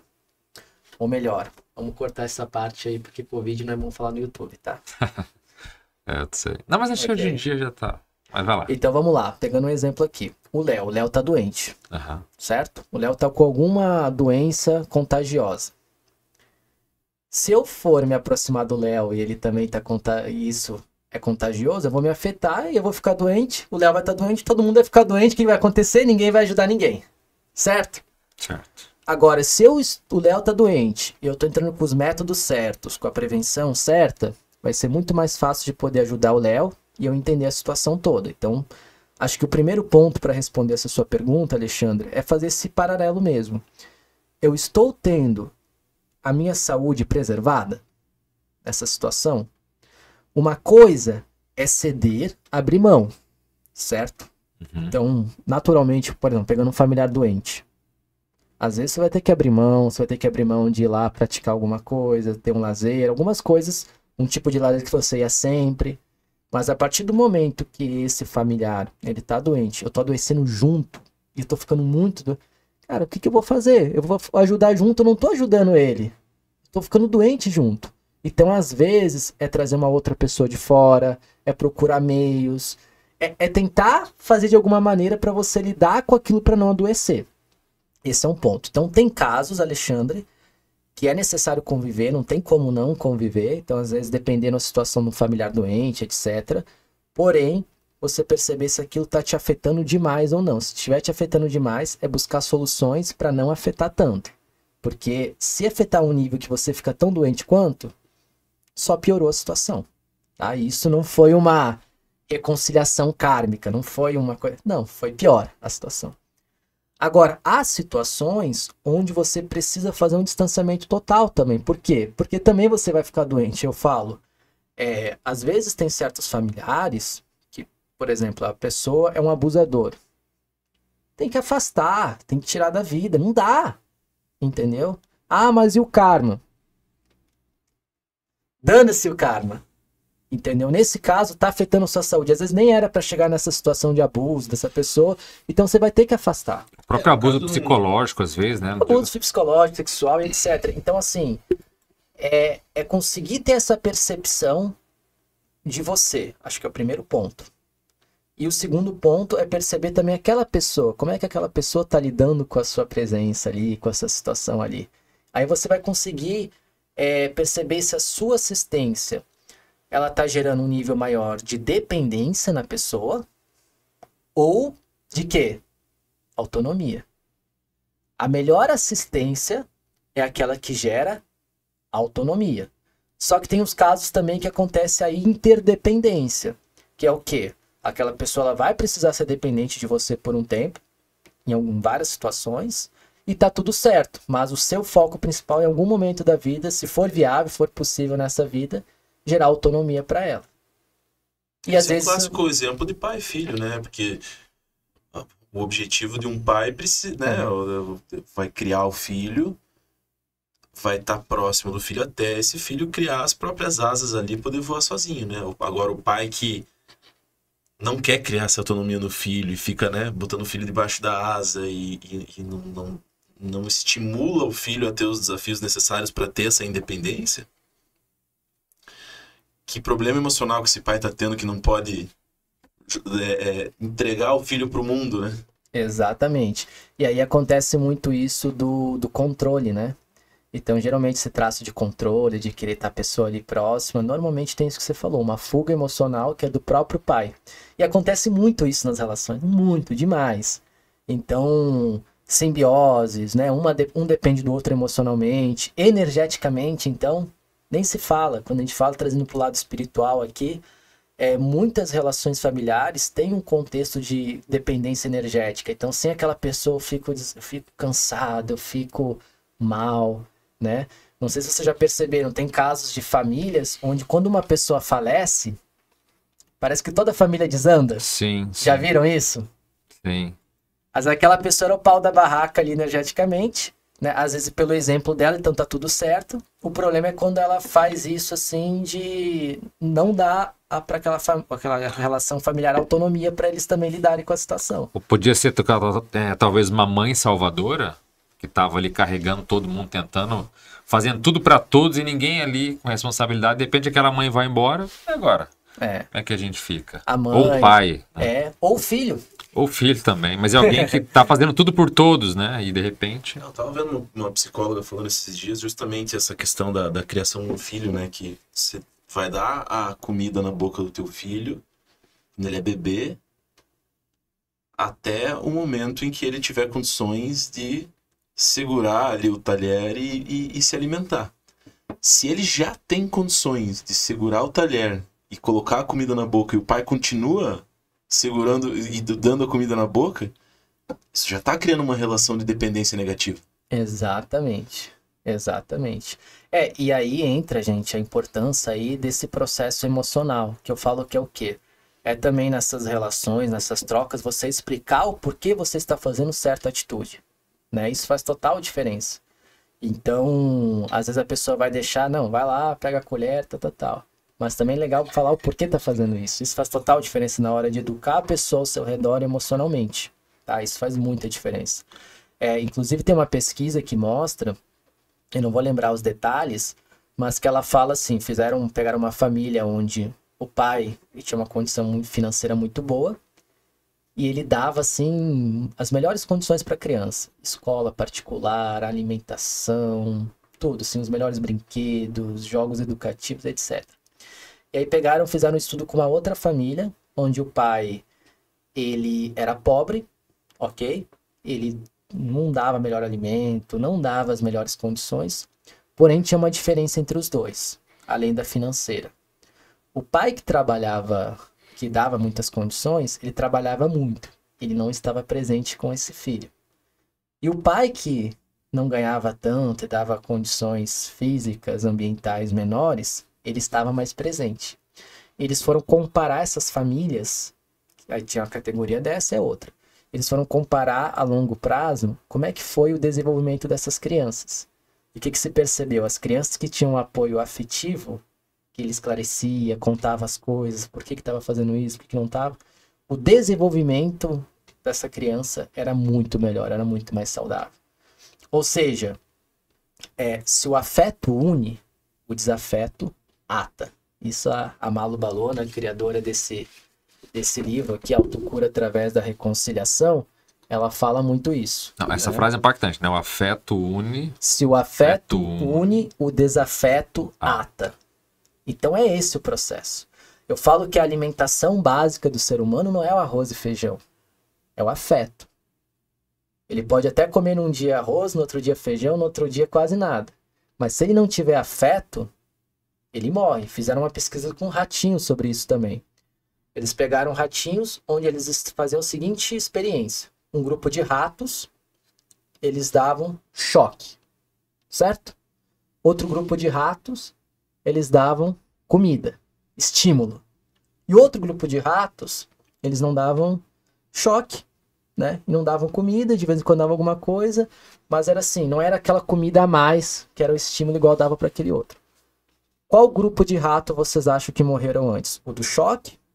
O que dava comida mais um pouquinho? Ou aquele que dava bastante comida? O grupo de Realmente não difícil. O grupo de ratos que faleceu antes não foi o que recebia muito estímulo e não é aquele que recebia o choque. Era aquele que recebia pouco. Por quê? Porque ele tinha a tal da indiferença. Ou seja, quando não existe o afeto, não se fala do afeto, não se traz das relações, gera indiferença. E isso é uma das piores coisas para o ser humano. Ah, é? Então, o grupo de rato que recebia choque, ele ainda recebia algo. Ele tinha uma diversidade, Tinha um estímulo ali. Sim. Que era o choque. Mas aquele que não recebia nada, era indiferente. Então, nas relações, é muito importante a gente pensar nisso, na indiferença. E aí entra um outro assunto que é muito difícil de ser desenvolvido na relação humana, e trazendo para a espiritualidade também, que é a tal da intimidade. Não sei se vocês conhecem, mas eu conheço várias pessoas que têm muitos amigos. Muitos. Eu falo, essa pessoa dificilmente tem intimidade nas relações. Por quê? É unanimamente impossível você falar com muita gente por questão de tempo e conseguir desenvolver a intimidade. Agora, quando você tem intimidade, cara, isso é fantástico. É uma relação, assim, muito gostosa. Uma relação... Tem dificuldades na relação? Sim. Mas tem uma outra coisa que outras relações não têm, que é esse sentimento, talvez, de entrega, de confiança. Então, essa intimidade, ela é difícil porque ela precisa ser construída, certo? E ela é difícil também porque acontece uma coisa que se chama a vulnerabilidade. Muitas pessoas não têm uma relação íntima com as pessoas porque quando você fala de si para o outro, a tendência é você se sentir vulnerável. Né? E aí você entra nas defesas. Mas o que eu queria sugerir aqui para as pessoas que estão ouvindo? Procura ter poucas relações, não precisa ter muitas, mas as que você tem e convive, ter intimidade. Isso gera um crescimento espiritual fantástico, porque você sai da superficialidade das relações familiares e você começa a entrar para uma relação mais profunda. E a relação profunda, ela gera aquilo que o Léo estava falando antes, a empatia, o autoconhecimento, né? O entendimento de si e do outro. Então eu percebi isso na minha vida também. Eu percebi que eu era uma pessoa super sociável, continuo sendo uma pessoa extrovertida, queria me relacionar com todo mundo, mas eu não tinha tal da intimidade. Hoje eu tenho poucos amigos assim de convivência e tudo, mas são pessoas que eu procuro ter essa intimidade. Pô, cara, eu tive esse problema, eu tenho isso. E você? Você também tem. O Léo estuda amizades, né? A nossa rede de apoio, né, cara? Tem uma frase do Epicuro de Samos, um filósofo lá da antiguidade, lá grego. Você fica impressionado de ver esses caras tão antigos falando de coisas tão atuais. Essas coisas, né? Coisas tão atuais. Mas ele tem uma frase que eu gosto muito, que diz o seguinte, que nós precisamos menos da ajuda dos nossos amigos do que a certeza dessa ajuda. Então, olha que interessante que essa frase... Repete ela de novo aí. Nós precisamos menos da ajuda dos nossos amigos do que a certeza dessa ajuda. Então, assim, eu não preciso... tudo bem, às vezes a gente vai receber a ajuda dos nossos amigos, mas muito mais poderoso do que isso, muito mais poderoso do que ir lá e fazer alguma coisa por você, fazer você sentir a certeza de que quando você precisar da minha ajuda, eu vou estar aqui. Então, frase de um filósofo de 2000 e tantos anos atrás, super profunda, né? Então, que mostra o quê? Mostra essa rede de apoio que as amizades, essas relações íntimas podem gerar. Exatamente. Eu preciso de uma ajuda para minha mudança. Beleza, vai ser legal receber essa ajuda. Mas muito mais poderoso do que isso é eu saber que sempre que eu precisar da ajuda, eu tenho fulano, meia dúzia de pessoas ali que quando eu precisar, eu sei que eu vou ter esse apoio. Esse é o afeto, essa é a rede de apoio, essa é a confiança no outro. Né? E qual que é a relação familiar ou humana? Vamos colocar humana. Não, melhor não humana. Qual que é a relação que as pessoas têm, ou melhor, menos têm intimidade no dia a dia? Normalmente, tá? Não vou falar todas as pessoas. E que, inclusive, isso é o segundo e terceiro passo de A. É a relação de intimidade com a espiritualidade. Normalmente, as pessoas no dia a dia, e eu me vejo muito nisso, têm a tendência de até ter alguma intimidade com alguém, às vezes com o esposo, com a esposa, com o filho, com o amigo, mas esquecem a intimidade com a espiritualidade. E aí, quando eu falo espiritualidade, pode ser o seu amparador, o seu mentor, uma pessoa que quer bem, um ser espiritual que te quer bem. Eu tenho uma intimidade, eu converso com essa pessoa, eu peço ajuda. Porque o que eu vejo em muitas linhas, segmentos, eu vejo que às vezes as pessoas interpretam errado isso. Elas se colocam sempre na condição de assistentes, ou seja, de ser ajudantes. Até na espiritualidade, não, eu entendo de energia, eu vou só ajudar. Mas, cara, você também pode ser ajudado. Então, nessas horas, eu tô fazendo esse exercício, é difícil. Tô com uma dúvida numa decisão. Pede ajuda pro teu poder espiritual, o teu conceito espiritual que você tem, né? No meu caso, é os amparadores, que eu falo, né? Que são os meus mentores espirituais. Pedir inspiração, ó, como é que eu posso pensar de uma maneira mais saudável para lidar com essa situação? Entendeu? Não é a resposta pronta, porque eu falo que a espiritualidade, na minha concepção, ela procura trazer autonomia. Então ela não vai te dar a resposta pronta, mas ela vai te ajudar a pensar de uma maneira melhor. Né? Mais lucidez. Mas não é também não ter o orgulho de dizer que eu nunca preciso. Exato. E é isso que acontece com muita gente, com muitos espiritualistas. Sim. Eles acham que como eles têm esse contato, eles não precisam pedir essa ajuda. E gente, não, eu vou dar trabalho para os meus amparadores, eu vou dar trabalho para os meus mentores, eu vou dar trabalho para... Não. Peça ajuda, mas com esse objetivo de ter autonomia e uma melhor resposta, que às vezes a intuição vem. A intuição vem. Interessante. Bruno, eu queria pedir tua opinião, ver se você concorda com o que eu vou falar. Tô fazendo aqui uma proposta, tipo de uma receita de bolo do que pode ajudar qualquer pessoa a melhorar a relação familiar, né? Uhum. Então, o que seria o primeiro passo, né? O primeiro passo seria a pessoa entender de comportamento humano. Comportamento humano, existem 1 milhão de linhas diferentes hoje, 1 milhão de técnicas, ferramentas, para você entender o que é o comportamento básico do ser humano. E aí existem linhas que estudam perfis de personalidade, tipos de personalidade, existem um monte de linha de psicologia aí que a pessoa pode estudar de fato. Eu quero entender mais sobre como o ser humano se comporta. Porque aqui você gera uma oportunidade para a pessoa entender não só sobre ela mesma, que ela vai alcançar um autoconhecimento, mas ela vai entender mais o outro também, né? Uma segunda questão é a pessoa aumentar o repertório emocional dela, né? Então ela entender das próprias emoções, e aí pode entrar tanto esse estudo sobre o comportamento humano, mas uma terapia pode ajudar muito, né? Porque às vezes a gente se sabota para entender de coisas que a gente não consegue chegar sozinho nessa conclusão, né? Então ter um terapeuta ajuda você a interpretar coisas que sozinho você não teria condições, porque teu próprio inconsciente sabota isso, né? Isso. Um terapeuta ou uma pessoa de fora, assim, às vezes não precisa ser necessariamente um psicólogo, às vezes um terapeuta é legal, que é um profissional, mas uma pessoa que você considera mais experiente naquele assunto, que você pode conversar, além de ter na consulta também com o seu terapeuta. Então tem vários tipos de terapias, mas também às vezes uma pessoa de fora que você pode, pô, eu tô com dificuldade aí financeira. Não, mas o Alexandre é um empresário de sucesso. Ah, vou pedir ajuda para ele me trazer uma ideia sobre isso. Então, às vezes, no emocional também. Tem certos assuntos que o Léo é especialista, eu não sou tanto, então pedir essa ajuda para ver uma visão de fora. Independente se está certo ou errado a visão da pessoa que está trazendo.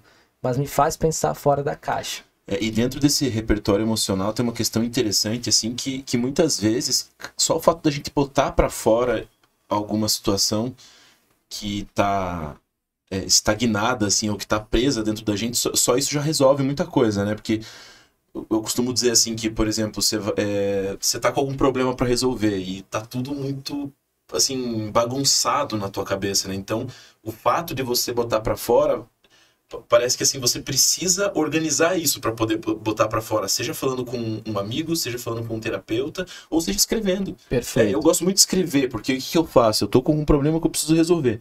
Então deixa eu botar no papel o que está acontecendo aqui, porque só o fato de você botar no papel todas essas ideias aqui que estão bagunçadas na minha cabeça, que não seguem uma lógica, ao botar no papel ela precisa ter uma lógica para ficar compreensível. Né? Então o fato de eu botar no papel já organiza. E uma terceira questão que eu acho interessante é a gente ir atrás de técnicas, né? Assim, de como lidar com as coisas no dia a dia. Então, Conscienciologia tem muita técnica. Isso de escrever pode ser uma técnica. A comunicação, eu vejo que muito do que você traz, assim, eu não sei se você estudou sistematicamente a comunicação não violenta, mas muito do que você traz tem da comunicação não violenta, que acho que é uma coisa que vale a pena qualquer pessoa que está assistindo estudar, né? Porque a comunicação não violenta, ela é uma forma de enxergar essas relações humanas, e eu vejo que a forma que, em geral, a gente se comunica nessas relações familiares é de forma muito violenta. E o que é essa forma violenta de se comunicar? É eu ter uma autodefesa em tudo que você está falando. Então, você me fala uma coisa, a minha tendência é eu achar que você está me atacando e eu já criar uma defesa para isso. E aí você reage. E aí eu reajo, e aí a minha reação te ataca, e aí você reage novamente de forma mais violenta, e isso vai virando um ciclo sem fim, né? Então, que tem a ver com aquele jogo psicológico que eu falei lá, que entra naquele ciclo da vítima, do salvador, do perseguidor, e não sai disso. Às vezes, por milênios, tem consciências que no extrafísico, seres espirituais no extrafísico, nós, né, que descartamos esse corpo, às vezes vamos para um extrafísico, para o espiritual, às vezes estão há tempos ali, anos e anos parados numa mesma situação, por estar nessa condição que você está falando aí. Então, olha a seriedade desse assunto.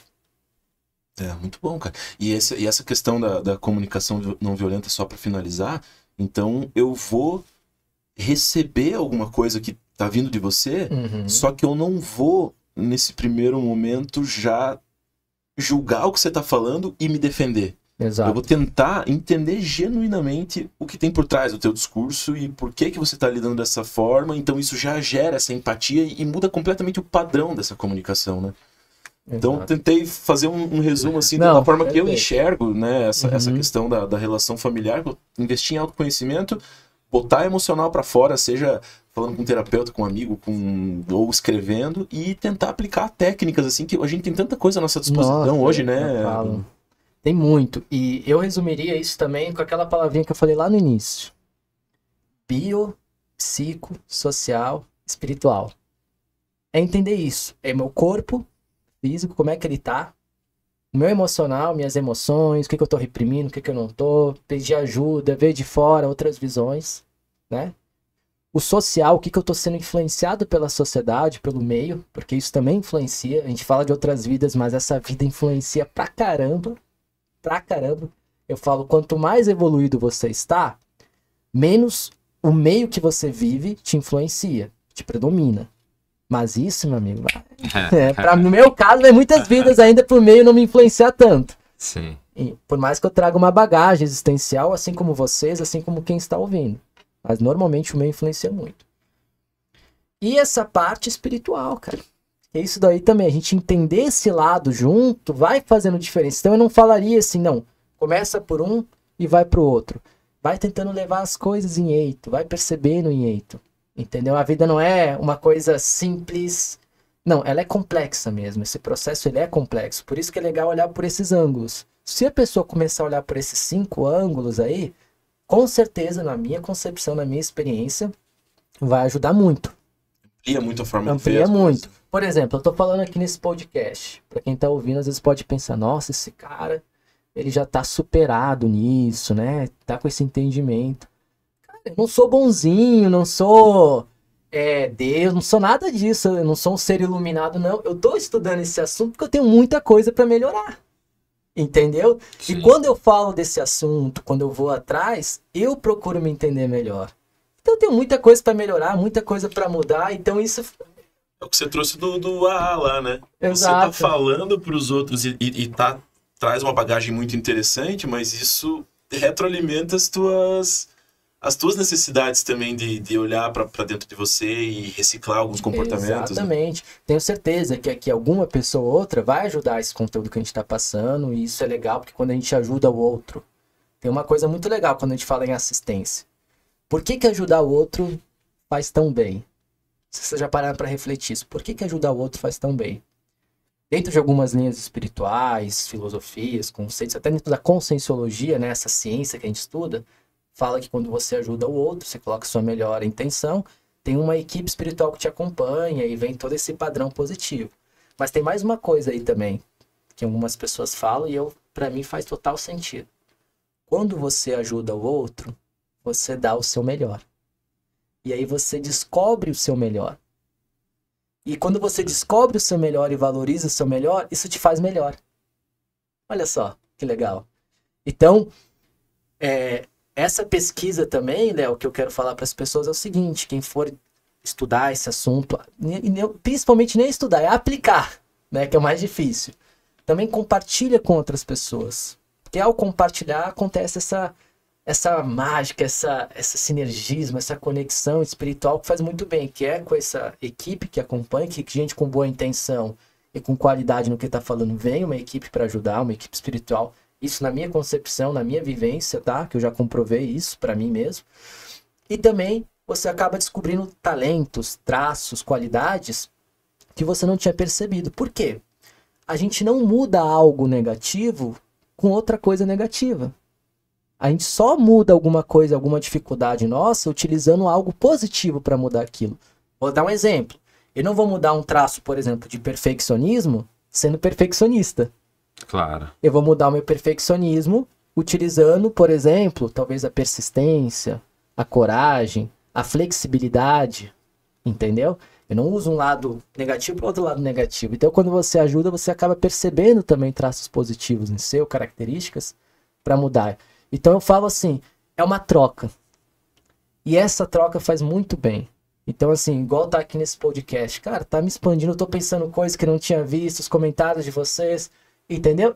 E eu tô falando comigo mesmo também, coisas aqui que vão me ajudar emocionalmente, espiritualmente, para eu aplicar no meu dia a dia. Agora, eu queria falar de tudo que a gente está comentando aqui, eu queria entrar num assunto meio polêmico, que é o seguinte. Se diz que família geralmente tem o conceito de interprisão kármica ou grupo kármica. Então se diz que em geral a família é um grande momento, a junção de grandes pessoas que tiveram um passado muitas vezes conturbado para elas fazerem um certo resgate, uma certa limpeza. Mas também existem pessoas que dizem que se essa vida que você brigar com muitos familiares, tiver muita mágoa, muita raiva, isso também cria interprisões novas e até alguns ameaças dizendo assim, olha, se você não resgatar tudo que você fizer nessa vida aqui, você vai ter que voltar na próxima com eles, numa próxima. Exatamente. Como é que é essa ameaça aí? Excelente comentário, excelente pergunta.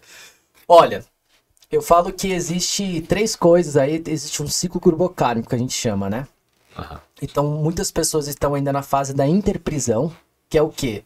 Ela está realizando ações que perante uma ética espiritual, na conscienciologia nós chamamos de cosmoética, ela está fazendo algo não ético, ou seja, uma anticosmoética. Então, ela está cometendo ações que estão prejudicando a outra pessoa, ok?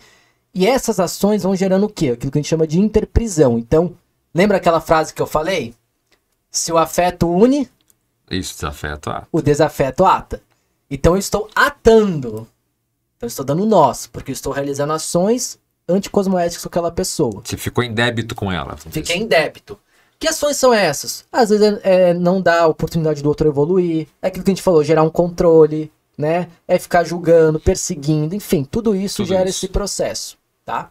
Então esse é um ponto. O outro ponto é o seguinte, tem pessoas que estão na condição da recomposição grupocármica. O que é essa recomposição? Você já está se percebendo nesse processo de, né, kármico. Você percebe que você ainda comete erros, então não quer dizer que a pessoa que está numa fase de recomposição ela não comete erros, ela comete. Mas a predominância da vida dela, o foco dela, não é mais em ficar na interprisão, na vitimização, na perseguição ou no salvador.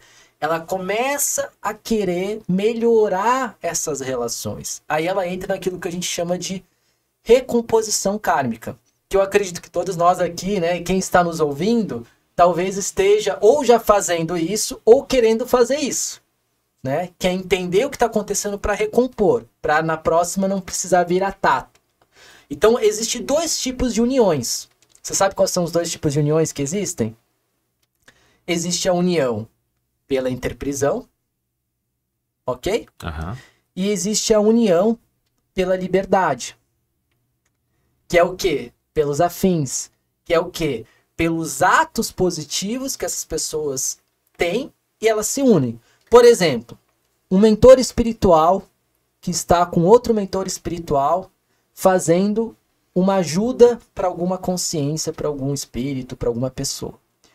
Essa relação dos mentores ali, normalmente eles estão numa união pela liberdade. Eles estão com princípios, né, evolutivos, saudáveis, então elas estão unidas por essa tarefa. Ok? Isso gera liberdade. Não é porque elas estão presas. Agora, muitas famílias acontece a união pela interprisão, que é a união pelo desafeto. Então ela vem na próxima vida com essa família para fazer kármica, esse no caso, né? desafeto, que é a interprisão. Então isso acontece demais. Então eu falo assim, quando a pessoa fala, eu não quero ver essa pessoa mais na minha vida. Se você pensou isso, se você acha isso, aí que você vai ver essa pessoa mais ainda na sua vida. Então, se você não quer ver essa pessoa na sua vida, vem aquela questão, perdoa, né? Aí entra, o Leão até pegou esse livro aí, né? Autocura através da reconciliação. E o perdão, ele começa primeiro com auto. Sim. Ou seja, comigo mesmo. Porque é igual lá com esse meu familiar lá. Não adiantaria eu querer pedir o perdão dele e tudo mais. Mas também depois você pode pedir para a pessoa o perdão, né? Você pode se perdoar e depois pedir o perdão. Como é que você pede o perdão? Primeiro é um sentimento, segundo é a ação. Porque não adianta eu pedir perdão pro Alexandre e sentir bem com o Alexandre, só que se eu continuar cometendo as mesmas ações e tudo mais. Claro. Né? Eu posso fazer o oposto. Por exemplo, eu tenho uma hipótese que eu em outra vida, né, posso ter sido dono de bar ou alguma situação que eu gerei dependência nas pessoas. Isso pode ser dependência emocional, espiritual, religiosa, enfim, o que for. Nessa vida, eu tô trazendo um assunto agora que eu tô querendo gerar liberdade nas pessoas. Então eu tô fazendo o oposto daquilo que eu fiz. Nessa vida mesmo, teve uma época da minha vida que eu estudei hipnose. Eu tinha, olha só, eu tinha 15 anos de idade, eu peguei um livro de hipnose e eu conseguia aprender técnicas de hipnose, não sei o que. Só qual que era a minha intenção? Era seduzir as menininhas da escola. Entendeu? Sim, sim. Só que aí, quando eu tiro a liberdade delas escolher, pô, eu vou ficar com o Bruno aí porque ele é um galã, ou porque, entendeu? Ele tem qualidades, ou porque eu tô sendo, né? Porque aí entrando sendo manipulada. Então eu estava gerando interprisão, ok? Então se nessa vida, com 15 anos de idade, eu já estudei hipnose, possivelmente devo ter manipulado muita gente em outras, porque a tendência é a gente trazer essas características. Né? Então nessa própria vida eu tô fazendo o oposto daquilo que eu fiz na outra e nessa mesma. E tô procurando ter uma coerência de tentar fazer o oposto daquilo. A gente chama isso de princípio da restauração evolutiva. Por exemplo, vocês sabem qual que é uma das indústrias que mais poluem o mundo? Uma delas é o jeans. O jeans? O jeans. Olha só. O jeans, ele é super poluente. O Rio, quando Podia falar farmacêutica, tanta coisa. É o jeans. E o jeans, quando ele vai pro rio, ele contamina demais e aquilo fica irreversível. O cara que criou o jeans, ele percebeu que ele fez uma coisa que não foi legal para o planeta, para as pessoas, para as famílias que dependiam daqueles rios ali para cultivar, ter agricultura. E o que ele fez nessa própria vida? Ele entrou no movimento de causa sustentável, largou o jeans, ele está falando tudo o oposto do que ele fez. Ou seja, ele está fazendo uma restauração evolutiva daquilo que ele fez nessa própria vida. Tem aí até o direito, né? A justiça restaurativa que tem dentro do direito, que é justamente a pessoa fazer o oposto. Então, se você percebe que está numa interprisão, e você está percebendo certas ações negativas que estão gerando essa interprisão, esse karma, faça o oposto. Gera liberdade, procura trazer liberdade, esclarecimento para aquilo. Isso faz total diferença. Tem uma conhecida nossa que ela teve acesso a vidas passadas, né, o que a gente chama de retrocognição, teve memórias, recordações de vidas passadas em que ela fazia, lá atrás, em rituais de magia negra, ela fazia sacrifício de crianças. Uhum. Isso assim, séculos, talvez milênios atrás. E essa vida ela trabalha com crianças, na área da saúde. Então você vê essa lógica se aplicando dentro do processo evolutivo dela. Então ela, em vidas que ela prejudicou, né, crianças, nessa vida ela trabalha gerando saúde para essas... O oposto. Aí você pega, por exemplo, o próprio Djalma, que veio aqui na semana passada, trouxe o relato dele. Ele tem uma recordação de uma vida lá em que ele tirou a vida de muitas pessoas, dentro de um contexto de guerra lá, e ele tem recordação de várias vidas que ele veio como parteira. Como parteira gerando Olha vida, só que interessante. ajudando a gerar vida. Outro caso, esse fim de semana eu estava com um amigo lá, fui dar um curso lá em São Mateus, e ele dizendo que ele também já se viu num contexto de guerra, que guerra tem mutilação, tem uma série de coisas que você tira a vida de outras pessoas, mutila outras pessoas. Nessa vida ele é um educador físico, então ele trabalha ajudando pessoas a melhorar a saúde física, a educação física, a ter mais consciência sobre o próprio corpo. Então você vê como o universo vai se encarregando de colocar essas pessoas para fazer essa regeneração evolutiva dentro do processo delas. Aí tem uma questão também que vale a pena refletir.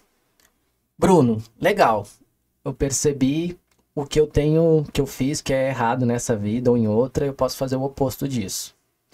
Mas se eu percebi que eu não fiz algo muito errado nessa vida e tudo mais, então o que eu posso fazer para não gerar interprisões, ou melhor, não é só não gerar interprisões, é chegar num outro nível que a gente não falou aqui, que é o nível policármico. O que é isso? Você faz uma assistência, uma ajuda, independente se você tem interprisão ou não, já ultrapassou isso, você está ajudando as pessoas em atacado, então aquilo ali já transcende a interprisão, o desafeto. Você vai ajudar. Eu nunca tive um problema com o Alexandre em outras vidas, mesmo assim eu tô ali ajudando de alguma maneira, nem que seja indiretamente. Um exemplo disso é um livro, tá? Opa, deixa eu colocar aqui. Um livro, gente, quando você escreve ele, você atinge um monte de pessoa, mesmo às vezes aquela pessoa que nunca te conheceu, né, e etc. Mas tem uma questão aqui. Como é que eu faço uma assistência policármica ou de recomposição se eu não sei o que eu fiz de errado nessa vida ou na outra? Aí tem um outro lado que a gente pode olhar, que são os aportes. O que você ganhou? O que eu ganhei nessa vida? Isso, geralmente ninguém faz isso, né? Ninguém faz isso. Isso é muito legal. É muito legal, porque assim, normalmente a gente olha o que a gente não tem e precisa ter na vida. Sim. Né? Ou aquilo que a gente fez de errado e a gente precisa corrigir. Mas o que a gente ganhou? Aí vem a reflexão. Como assim o que eu ganhei? Olha, minha família me deu isso, meus familiares me deram tal presente, me deram um estudo, ou tal pessoa que eu encontrei me falou um conhecimento que mudou minha vida. Aí vem a reflexão. O que é esse conhecimento? O que é esse aporte? Aporte é ganho. Porque às vezes um ganho que você tem na vida, de alguém, de algum amigo, de algum familiar, alguma pessoa às vezes nem é familiar, às vezes aquele ganho pode dizer muito sobre o seu propósito de vida, o que você deve fazer. E a melhor maneira de você fazer uma relação familiar positiva, você atingir reconciliações mesmo, é seguir o seu propósito de vida. E às vezes o propósito de vida está nos seus ganhos de vida. Ou seja, aquilo que você ganhou tem um propósito por você ter ganhado. E às vezes é para você se desenvolver naquela linha. Então, por exemplo, tem pessoas que às vezes desde pequenas vieram numa família que aquela família ajudou muito educacionalmente. Deu livros, incentivou ela a leitura, incentivou ela a escrita. Às vezes o propósito dela e a forma dela reconciliar esse karma, melhorar esse karma, é ajudando outras pessoas educacionalmente. Escrevendo, lendo livros, entenderam? Desenvolvendo a intelectualidade. Então, olhar para os aportes também é uma coisa interessante. Então aqui, olha só como expande a reflexão. Eu olho para as perdas, eu olho para os erros, eu olho para os aportes, e eu olho também para aquilo que eu ainda não tenho e eu sinto que eu preciso ter. Quando a gente faz essa visão, a gente começa aí. Agora, isso não é uma coisa tão matemática, né? Que você vai e pronto. Não, é uma coisa que é igual um barco no mar, um navio. Você vai nadando, você vai remando, aí você vai vendo aonde a onda vai levando. Não é uma coisa fixa, assim, não é isso. Tem algumas pessoas que conseguem ter isso muito mais claro. Para mim não é uma coisa tão clara. Eu vou tendo a experiência e vou conhecendo. E às vezes aquilo que eu acho que é o mais prioritário agora, não é. E tem mais uma coisa também, pessoal. Às vezes uma ideia que vem para você, não é para você. Às vezes não aconteceu com vocês já, por exemplo, vocês estão numa reunião aqui de voluntariado. Para quem não sabe, nós fazemos muito trabalho voluntário na Conscienciologia, igual o Conscienciocast. Às vezes você tem uma ideia numa reunião de voluntariado. Aí você pensa, caramba, eu preciso fazer isso. Só que às vezes aquela ideia não é para você, é para você passar para o outro. Entendeu? Então também a gente precisa ficar atento a isso. Às vezes aquilo que você tem, que vem de ideia, não é necessariamente para você. Você pode passar para o outro e aí você vai vendo. Opa, comecei a aplicar ela na minha vida, não tá indo, o negócio não tá indo. Às vezes não é por aí. E aí também tem aquela questão do contrafluxo, que é uma coisa difícil de entender. Por quê? Porque às vezes tem coisas que não tá indo tão bem, mas é para você superar aquele tão bem, porque muitas coisas boas vão acontecer. Tá? Então também tem esse processo. Ou seja, é uma análise bem complexa, que é na vivência, é na reflexão, é nas relações de causas e efeitos para entender. Só para a gente, já indo para a parte final aqui, queria ver o seguinte contigo. Como é que você pode dizer para aquelas pessoas, por exemplo, que já tiveram problemas familiares e muitas vezes aqueles parentes já, né, descartaram o corpo, já foram para outra dimensão, e a pessoa está com aquele sentimento de mágoa, de culpa, aquele arrependimento pelo que não fez, porque às vezes tem isso, né? Familiar que vive brigando. Podia ter feito isso. Mas quando vai embora, fala, putz, agora que eu queria, agora foi, já leite está derramado. Tem alguma saída para isso? Tem. Acho que a primeira é você fazer a reconciliação consigo mesmo, então é você perceber. Tem uma técnica, não vou lembrar dos 5 As certinho, mas é os 5 As. Vocês conhecem os 5 As? Não. É do A? Não, tem nada do A. A técnica dos 5 As é a seguinte, não vou dizer se eu vou acertar os 5 As, mas a ideia vocês vão pegar. Primeira coisa, aceitar que teve um erro. É o primeiro A, aceitar. Aceitar. Percebe? Então, o que eu aceitei? Aceitei que teve um erro? Sim. Agora, a segunda coisa é, se eu não me engano, você fazer o que você pode amenizar, então vem o segundo A, com esse erro. É possível fazer ainda nessa vida alguma coisa para amenizar? Então, por exemplo, eu tive uma interprisão com um familiar, um karma, que eu, sei lá, eu cometi uma situação ali que gerou um trauma emocional muito grande para aquela pessoa. Será que eu posso fazer o oposto agora, incentivando outras pessoas? Já é uma maneira. Tá? Aí tem a outro A, que é o aprender. O que eu aprendi com esse erro? Ok? Aí tem o outro A que você vai fazer, que é o que eu posso fazer para acertar daqui para frente. Tá? Para não repetir. Isso. E o último A, eu não lembro, então eu vou ter que vir nesse podcast de novo, tá? Pra falar esse último A. Eu tô tentando achar aqui, mas tá meio difícil. Ok? Mas depois eu posso passar aí pra vocês. Então, quem quiser saber dos 5 As, depois coloca no comentário aqui que eu escrevo no comentário, tá? Os 5 As aqui certinho na ordem. Mas a ideia é essa. O que eu aprendi? O que eu posso acertar? O que eu posso amenizar? Porque aí você consegue ter essa sensação de, poxa, eu já errei, beleza, mas o que eu tô fazendo a partir de agora para aprender com isso, o que eu posso fazer para amenizar e acertar daqui para frente, que aí traz tranquilidade. Sim. E um outro ponto também é a experiência fora do corpo, né? Então, utilizar essa ferramenta, às vezes sair fora do corpo, as técnicas de projeção da consciência, a gente tem vários livros, né? Até vi um aqui que é o Projeções da Consciência, do Valdo Vieira, que ele fala muito. Para projeciologia. O Projeciologia, que várias técnicas, aí com a intenção de que não é ficar evocando toda hora aquele familiar, aquela pessoa que você fez algo ruim, porque às vezes ela precisa de liberdade, mas você pedir para a parte espiritual, para quem você acha interessante, né? Por exemplo, no meu caso são os amparadores, os mentores, auxílio, que é aquilo que a gente estava falando da intimidade antes, né? Então conversar com eles e falar assim, olha, eu quero me projetar para conseguir entender essa situação que aconteceu, o que eu posso fazer para ajudar, né? Se eu posso me encontrar com esse familiar, porque às vezes esse familiar até já voltou, nem tá mais no plano espiritual, já tá renascido, já tá uma criança, adulto, você tá ainda querendo lá, ai, olha, desculpa. Não, às vezes já foi, às vezes daqui pra frente. Mas aí quando a gente tem as projeções, ajuda a trazer essa expansão da consciência, esse entendimento maior. Aí também ajuda muito, tá? Mas enquanto a pessoa às vezes ela não consegue fazer isso, só em fazer essa técnica dos As aí que eu falei, já vai ajudar bastante, ao menos na minha experiência, tá? Isso aí. Acho que podemos encerrar, né? Sim. Tô esperando você. Não, por mim concluir tá alguma ótimo. coisa. Ué, eu me programei até as 3 da manhã aqui.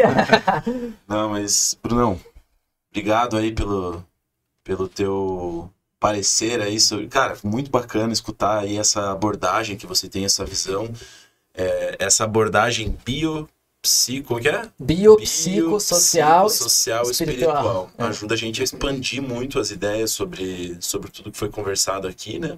A gente tentou trazer várias técnicas aí, né, que o pessoal pode usar para refletir sobre essas relações familiares.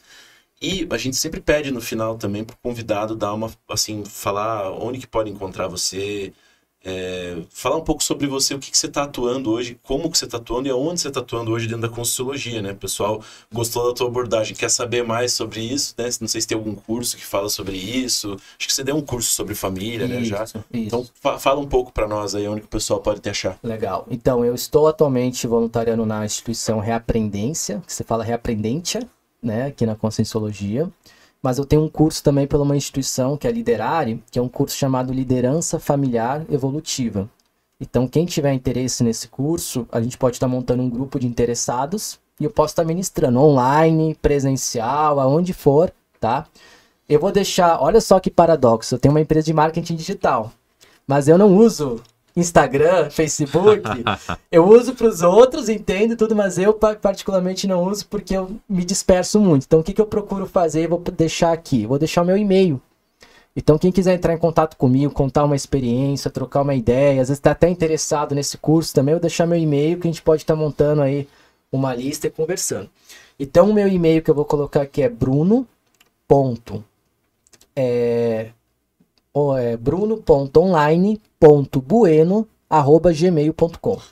Isso. A gente sempre coloca ali fixado também no primeiro comentário, né, as informações gerais. A gente vai colocar ali teu mini currículo, vai colocar teu e-mail, teu pedido e um pouco os links ali das instituições que você comentou, né? Isso, porque se procurar Instagram, tem o meu Facebook também, que é Bruno Bueno, que talvez ache. Lá eu não uso tanto. Porque tem outros Brunos Buenos. Aí descobri que tem um Bruno Bueno que é cantor na Colômbia. Eu falei, esse não sou eu, porque cantor nessa vida não dá muito bom, não. Bruno, então a gente coloca isso no primeiro comentário, afixado ali pro pessoal ter acesso a essas informações, e como você disse ali que vai precisar vir num próximo episódio, já fica o convite adiantado aí pra gente marcar uma nova data, pra falar de outros assuntos, que você é um cara com muito conteúdo e o papo sempre desenvolve bem, né? Legal. Beleza? Então... Agradeço, viu? Agradeço vocês, agradeço quem tá me escutando, e é isso, vamos trocar experiência, aproveitar esse convívio, né? Eu acho que quando eu questiono por que eu nasci aqui, né? Só para sintetizar assim e concluir. Eu acho que um dos principais objetivos de ter nascido na Terra, nessa dimensão, que não é fácil, é a convivência. Então vamos conviver, mas conviver de maneira lúcida, de maneira saudável, aprendendo um com o outro, tendo a intimidade e realizando isso nessas reconciliações kármicas, e também gerando novas amizades aí, evolutivas, raríssimas, que acho que é para isso que a gente veio aqui. Tem até um Bom. pessoal que fala assim, não, se você se acha muito evoluído, volta pra tua família e fica uma semana com eles. É brincadeira, mas vai dizer que... Ou assim, vai, que fala conviver não é assim, né? fácil. A pessoa tá morando fora da família, aí vai lá e fala, não, até 3 dias é férias, depois é inferno. Mas não é fácil. Não é fácil conviver. Mas a gente pode aproveitar muita coisa aí para aprender. É isso aí, os desafios que todo mundo tem e Exato. aprendendo a lidar, né? Por isso que trazer um relato esse, como o que você trouxe aqui, é muito poderoso, né, cara? Sim. Que todo mundo se enxerga em algum nível nisso que você Exatamente. trouxe e você traz um nível de superação bem bacana aí, né? De reflexões, de mudanças de postura que serve para todo mundo. Legal. Todo mundo que vê isso aí você vai se identificar e poder sair com pelo menos algumas reflexões interessantes. Bacana. Né? Agradeço vocês, agradeço o Evandro que tá nos bastidores aí. e é isso, gente. Obrigado também à equipe espiritual e todo mundo que tá ouvindo. Obrigado. Valeu, um abraço aí a todos. Se inscreva no canal.